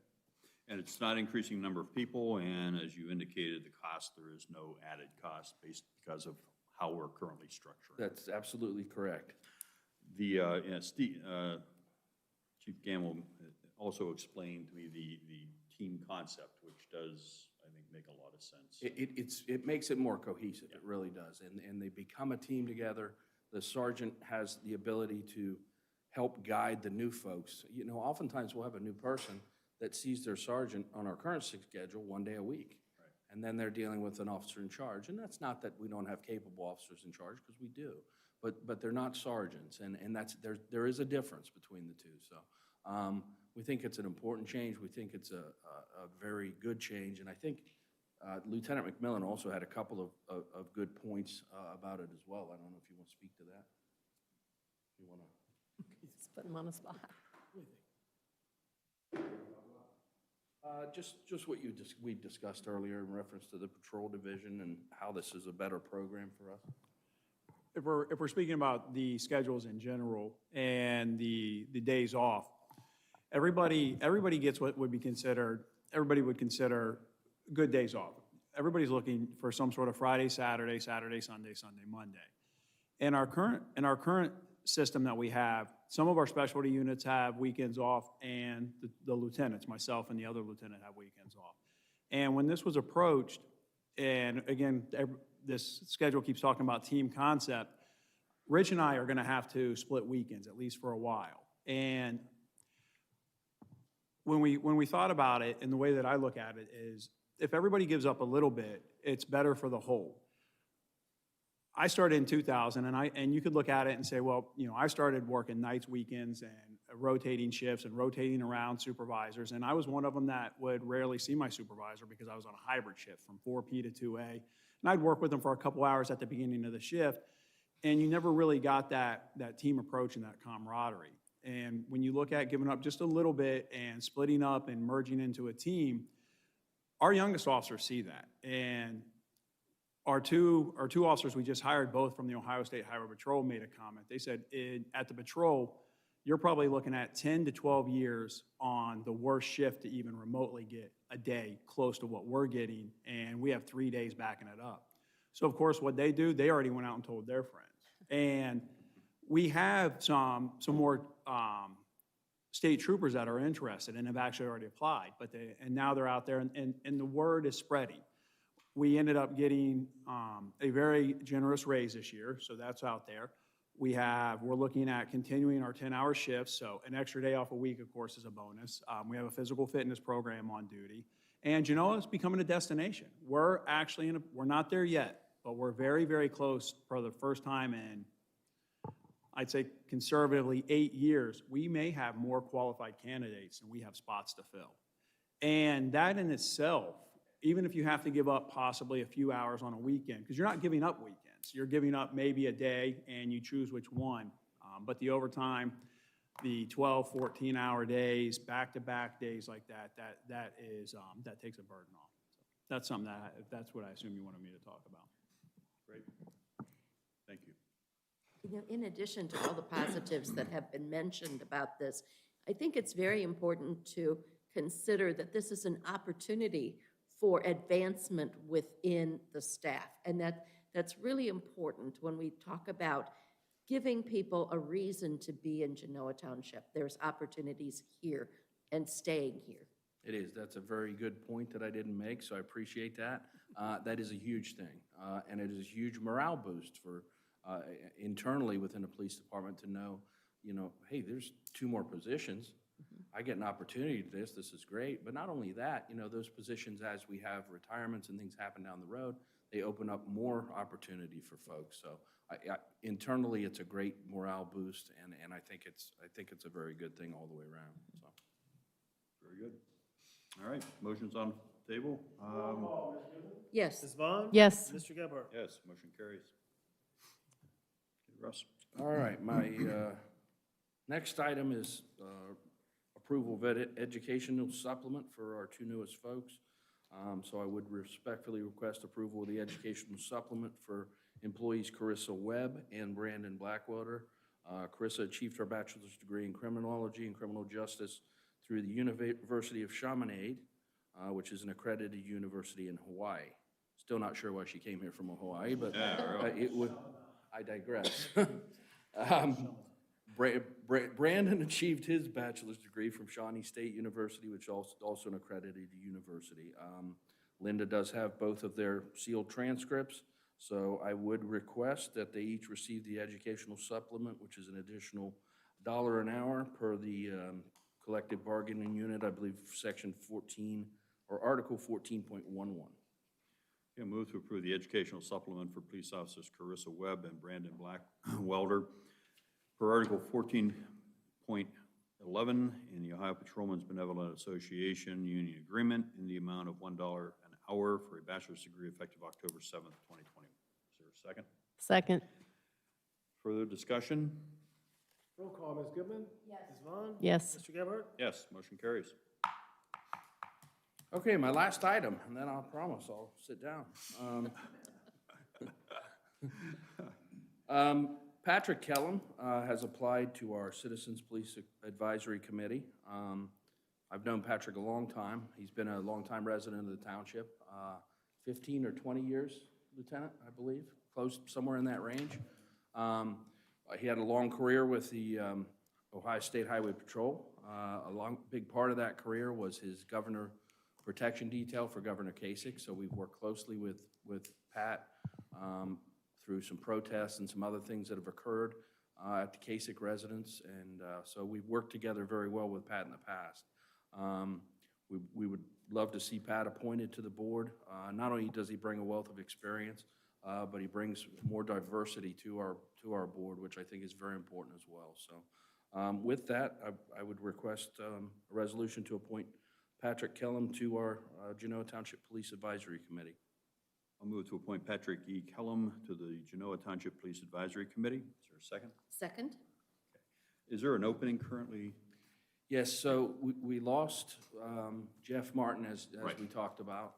We're also very soon to lose Art Ritz. So we're losing 2 big folks from our advisory committee. So yeah, we do have openings, and we do have a need for somebody to start filling those roles. So. Okay. I have a couple comments. Yeah, go ahead. And I've discussed this with both the deputy chief and the chief. I feel like we had a committee application last August, I think, and Leslie sat on it, and then we just waited until February to fill the position. And I feel like in this case, we're going backwards. The procedure is we, at one time a year, accept applications. The trustees review the applicants, and the trustees appoint. I feel like in this situation, it's reversed. We have a committee asking for a member. I feel like we're not following procedure. And I don't have any hesitation appointing Mr. Kelm to the committee. I just feel like it's the wrong time and we're not following procedures. I don't want to play favorites is kind of was my verbiage.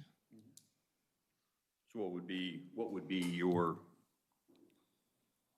suggested process? Just wait, and he's applied, let's wait until February. And I know I've had discussions that they would like to reference Mr. Kelm if they need something, but Mr. Kelm doesn't have to be on the committee for them to consult him. So I feel like he could still play a valuable role, but just wait until appointments are made. I know it's different with BZA and zoning. We have to replace those committee members within a certain time frame, but I really don't see the point. And again, I feel like we're playing favorites. Just my 2 Kind cents. of the reason, as we kind of Yes. discussed, is that because we're losing members, you know, we thought it was important to maybe bring Pat on now. It would help us with increasing the amount of folks we have on our current committee. And offhand, I don't know what that is, but we have, or at least are going to have 2 that are dropping off right away here. So, and did you say February was when the appointments are? We're gonna, yeah, that's when we, They're April. effective April 1st. Okay, so that he would not get on until probably April then? First, So, okay. if appointed. Six months. So did Mr. Kellum reach out to us expressing interest, or did we reach out to him? I can't answer that question. I wasn't involved in that Okay. process, so I'm not sure Okay. how that came about. I believe he reached out to us. Okay. I guess to add on to Trustee Bond's comments, I guess it's a public meeting. He could still attend.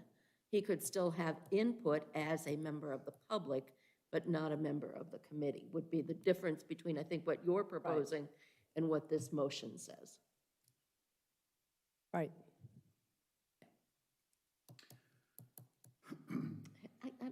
Trustee Gephardt, I'm trying to remember, I think we've done mid-year appointments, though, in the past. I can't remember specifically anyone. I guess I'm not as concerned about an individual, a resident wanting to participate in one of our committees, whether we recruited them or they recruited us. I have always been of the opinion that if we have residents who want to be involved, let's find a place to get them involved. And procedures are important, but I think there's a difference between procedures that are, you know, associated with employment and things like that, and procedures that are associated with volunteers wanting to contribute to the township. So I understand it. I guess I don't see it as a huge problem. If there are other people out there, I mean, it's not like we're expanding the committee. We have spots that we could fill. I guess I don't have a problem with it, but in due respect, I do understand that, you know, procedures are there for purposes. So I guess it is to the discretion of the trustees if we want to do it or not. So there is a motion on the table. I mean, welcome to have any other discussion. I don't want to shut the discussion off. No, Continue to you're talk about it. fine. It's fine. Thank you. Roll call. Roll call, Ms. Goodman? Yes. Ms. Vaughn? No. Mr. Gebhardt? Yes. Yes. Thank you. Okay. All right, maintenance. Building and grounds, parks, cemetery. Thank Jeez, Bob, you. you're doing everything. I'm going to try to be brief, but I probably won't be. Right. Starting right off the bat, there is the first item, it's not on the agenda. At the Parks Advisory Committee last night, you guys are aware of, we started Freeman Road Park improvements.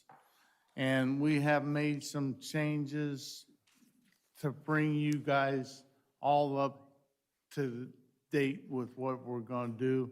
And I'll have Molly, who's the chair of the committee,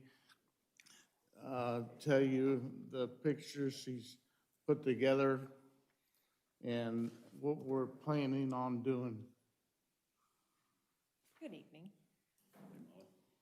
So I put together the printouts that I gave you before the meeting started. I did it before just for the perspective of the way the park currently stands. We had a request from some residents that reside, I'm not gonna remember the name of the street, but basically, it's on this, Congressional is on this south end. And they had asked that we look into, with the renovation of Freeman Park, that we look into the potential relocation of the small basketball court. So that's the one that's kind of there in the back. And it has shorter rims for younger kids. It is apparently a very hot spot for middle schools, teenagers to hang on the rims, and they're destroying the backboards and things like that. There's also reports of very foul language coming off of that court. So as a result, some of the residents on Congressional and also on, is it Commonwealth, the next street on the left side of the page, have asked that we consider relocating that small basketball court somewhere up towards the front to get it away from the residential houses. It also would give it more visibility for like police patrols, even just the parking lot in general. In that consideration, we also considered that the darker spot in the original picture, the before picture, is the current playground, and that's what we were going to use to put in the Ninja equipment that we had spec'd out for Freeman. So given that, we thought, well, that probably needs to move to the front too, because that's not going to solve the problem of having the play areas towards the back and closer to the residents. So then if you look at the other page that is the just says Freeman Park in general, this is kind of the proposal of how we recommend that we lay out the park by moving everything to the front. So you'll see the under 12 basketball court is over next to the shelter house. It's still pushed forward closer to the parking lot, again, to give that more visibility to just people in general, police patrols, things like that, hopefully to kind of reduce some of the abuse that's happening with the court in general. We've also talked about, we recommended squaring it up. Right now it's 35 by 40, so we talked about moving it, taking it down to 35 by 35, putting a center post in it, and then multiple, you can buy center posts that have multiple backboards on them, and so then varying the heights of those backboards with the thought of making them short enough that a middle schooler, there's no way to hang on it per se. Dunking on that short is not cool. So that might cut down some of that to do that. There would be no lines or anything like that because little kids don't care about basketball. They just want to shoot the ball. The Ninja court, rather than using the same footprint of the existing playground equipment, we talked about squishing it down as much as we could and making it more rectangular. Still the same amount of square footage that we would need for the Ninja equipment, but making it longer and narrower so that it kind of took up more of that and wasn't so congested across the front on the trail. It would allow for a little bit more green space up there in between the existing basketball court and the proposed location of the smaller basketball court. Then you'll see the soccer field. That's just a practice field. It's not like a games area or anything like that. It's literally a practice field. So we talked about by moving the Ninja court being long and narrow, we could turn the soccer field kind of the opposite direction.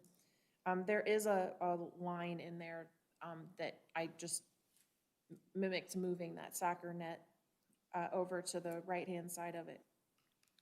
And then the location where the old basketball courts are located, the current playground and the small basketball court, we talked about proposing that become more of a conservation area.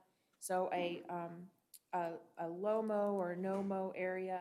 Obviously, it would have a mowed perimeter on it, and then we potentially would cut mowed paths through it so that you could still cut through the area, but it would just be a conservation area. If you look at the front of the north side of the picnic shelter, we talked about potentially extending that slab to allow for some extra picnic tables. There are currently some ADA picnic tables that have been back on the old basketball courts. And so we needed to relocate those, and we talked about possibly extending the pad of that shelter to accommodate some of those picnic tables in underneath the roof of the shelter.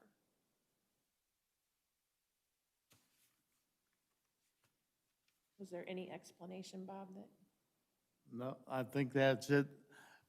Like I said, we just wanted the trustees to see what we had planned. I don't need a vote. I just want to hear your comments about it. And if it's still a go, the way it's proposed, we'll go ahead with that. Was this in the master plan? Yes. Yes. I knew we had a lot of things planned over there, but I didn't have it sitting right here. The other thing that was mentioned last night, if I may.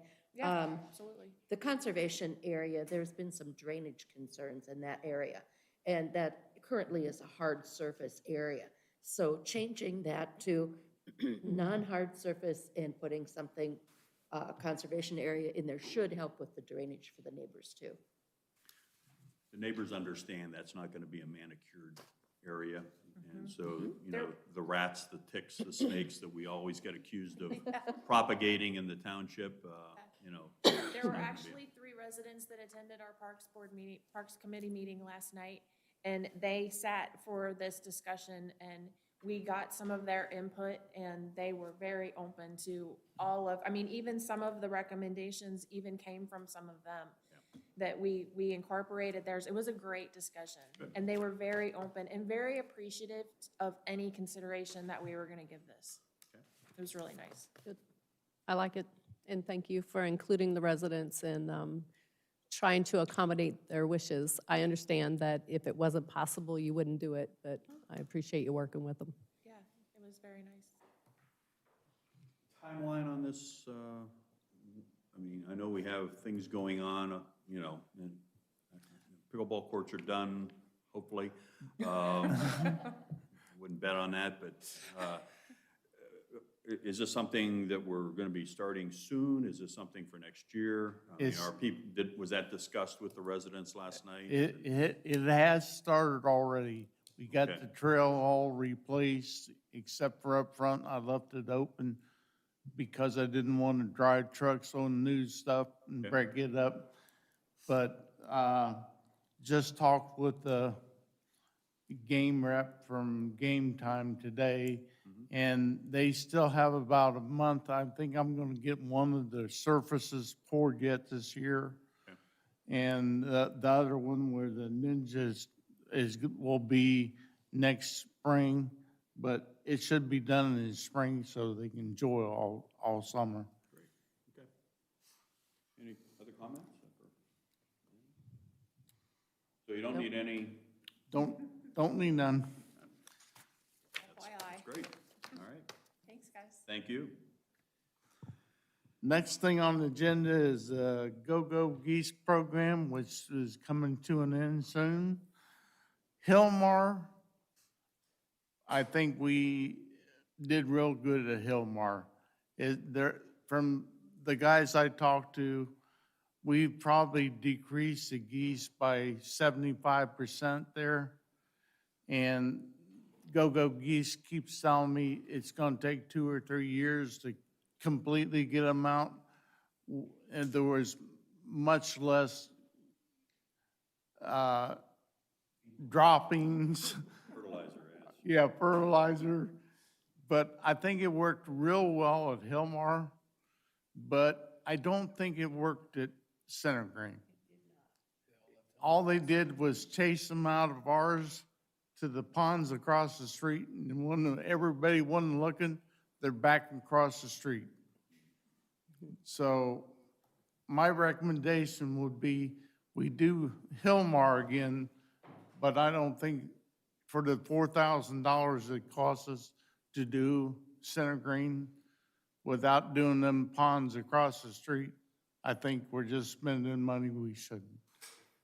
We had conversations with the HOA and the condo Correct. Genoa. Did they have any interest in participating in that? No, I had discussions with them, provided our vendor contact information, and I don't think they wanted to extend the money to pay for them, so they're not in. Okay.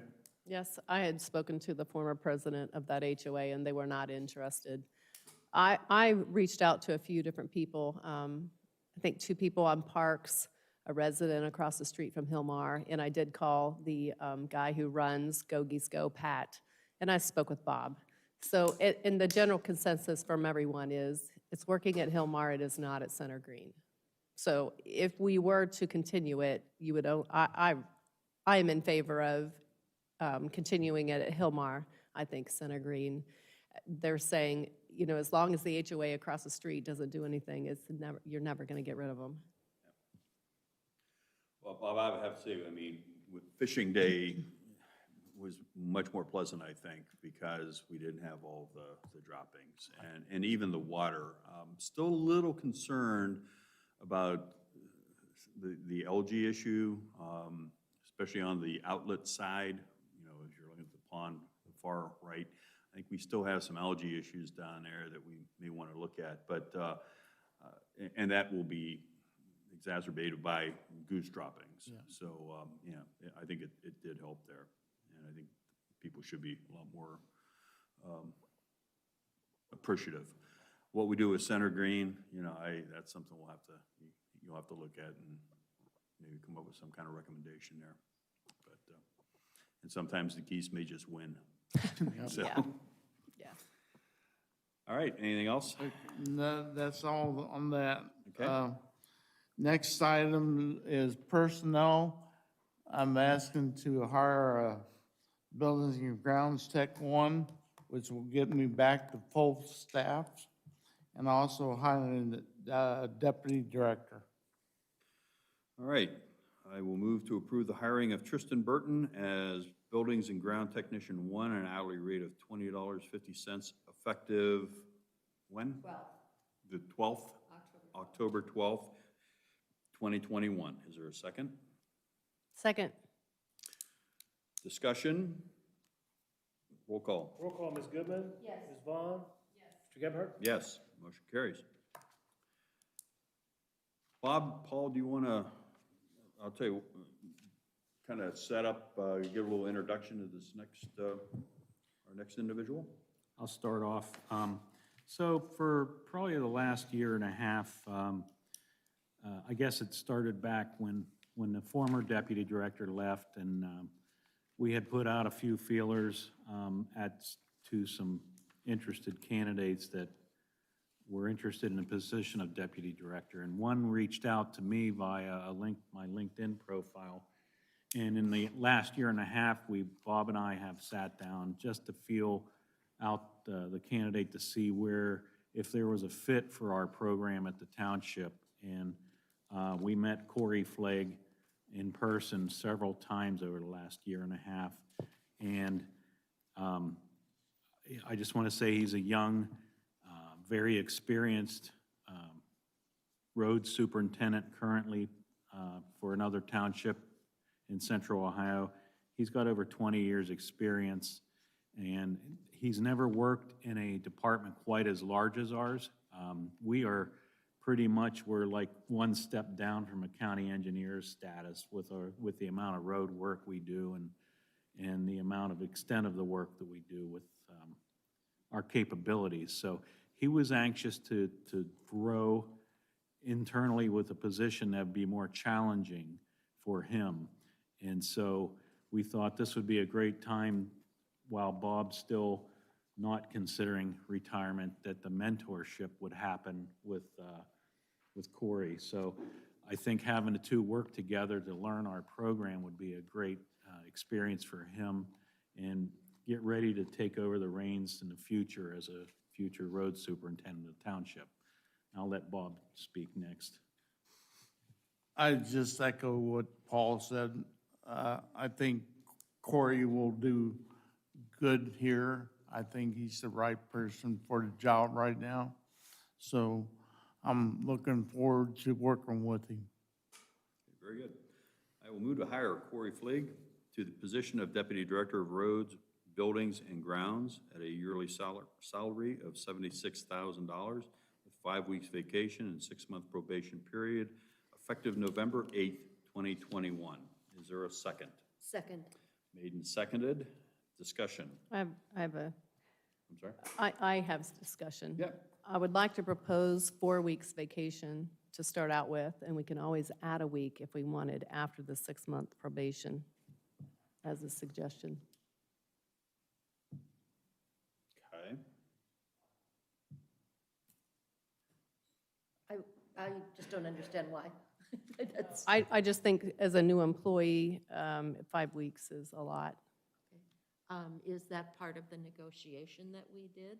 We had discussions with Corey, and that would be a transfer type of, that's what he's currently getting now with his current township. So, yeah, that was discussed with the negotiations. I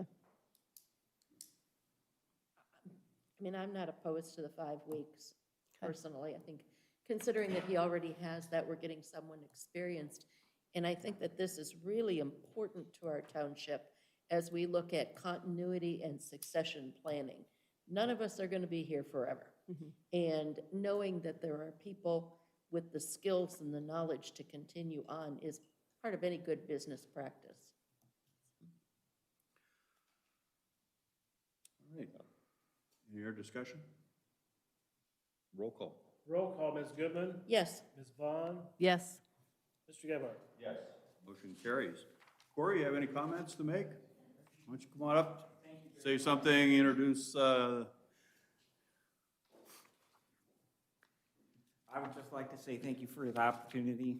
It's been a long-time dream to work for Genoa Township, almost 20 years in the making, and today it's a reality. Yes, it is. Thank you very much. Very good. With your wife? This is my wife, Elizabeth. Very good. Welcome to Genoa Township. Yeah. Thank you. Well, we have a few friends that, down in your, a couple former, down in Blendon Township, and they speak very highly of you, Corey. So they said, yep, this is the right person for the right job. So thank you very much. Okay. Bob, keep going. Next item is approve a purchase order to Middletown Ford for a pickup truck. Okay, I'll move to approve purchase order of Middletown Ford Fleet Department in the amount of $36,783 for 2022 Ford F-350 for the Maintenance Department. Is there a second? Second. I lost track. That's right. Is this a budgeted item, Bob? It Is this something we had planned on doing? Is not a budgeted item. I'm taking the money from the equipment fund so that Corey has something that he can drive, because we haven't, not enough pickups to have him a dedicated truck. Okay. All right. Go ahead, yeah, roll call. Roll call, Ms. Goodman? Yes. Ms. Vaughn? Yes. Mr. Gebhardt? Yes, motion carries. Next thing is to approve the supplemental appropriations to buy that pickup. All right, I'll move to approve the following supplemental appropriations from account 2031910910000 in the amount of $35,000 to account 2031760750000 for $35,000. Is there a second? Second. Discussion, roll call. Roll call, Ms. Goodman? Yes. Ms. Vaughn? Yes. Mr. Gebhardt? Yes, motion carries. Next item is the approval of a blanket purchase orders. I'll move to approve the following blanket purchase orders: $5,000 for truck repairs, road and bridge fund, $45,000 storm sewer supplies, road and bridge fund, and $25,000 annual operating supplies, road and bridge fund. Is there a second? Second. Discussion, roll call. Roll call, Ms. Goodman? Yes. Ms. Vaughn? Yes. Mr. Gebhardt? Yes, motion carries. And to write them purchase orders, need to approve a supplemental appropriations. Move to approve the following supplemental appropriations from account 2031-330-110-000, debit of $75,000, to account 2031-330-323-0004, $5,000, to account 2031-330-360-000, $25,000, and to account 2031-330-420-000, $45,000. Is there a second? Second. Discussion. Roll call. Roll call, Ms. Goodman? Yes. Ms. Vaughn? Yes. Mr. Gebhardt? Yes. Motion carries. Thank you. Thank you. Any other business before I go into announcements? We do have an exec session scheduled. Announcements, October 11th is Columbus Day. The offices will be closed. October 12th is our zoning commission meeting.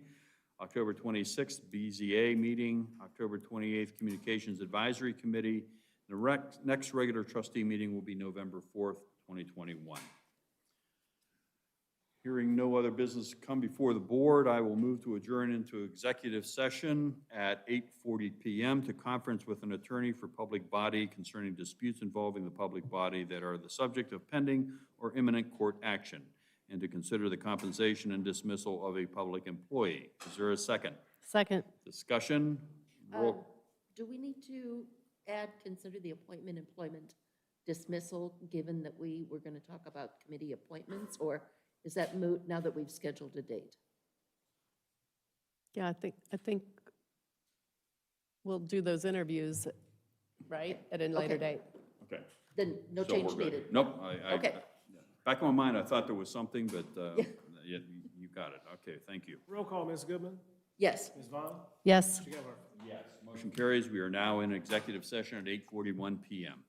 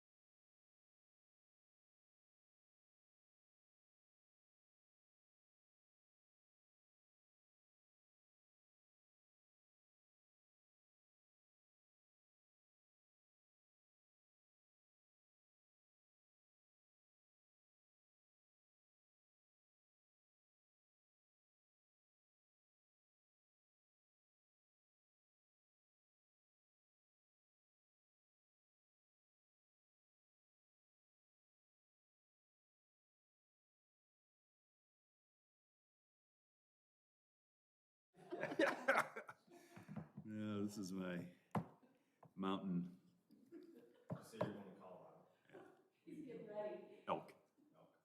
Captain's with us Nice. going next week. Is he? Okay. We're going later this year. We're going that last week in November, so it'll probably be a little chilly. So. All right. Everyone on? Okay. At this time, I will make a motion that we come back into regular session from executive session. Time is 9:34 PM. Is there a second? Second? Made and seconded. Discussion. Roll Call, call. Ms. Goodman? Yes. Ms. Vaughn? Mr. Gebhardt? Yes, we are now back in regular session of the Genoa Township Board.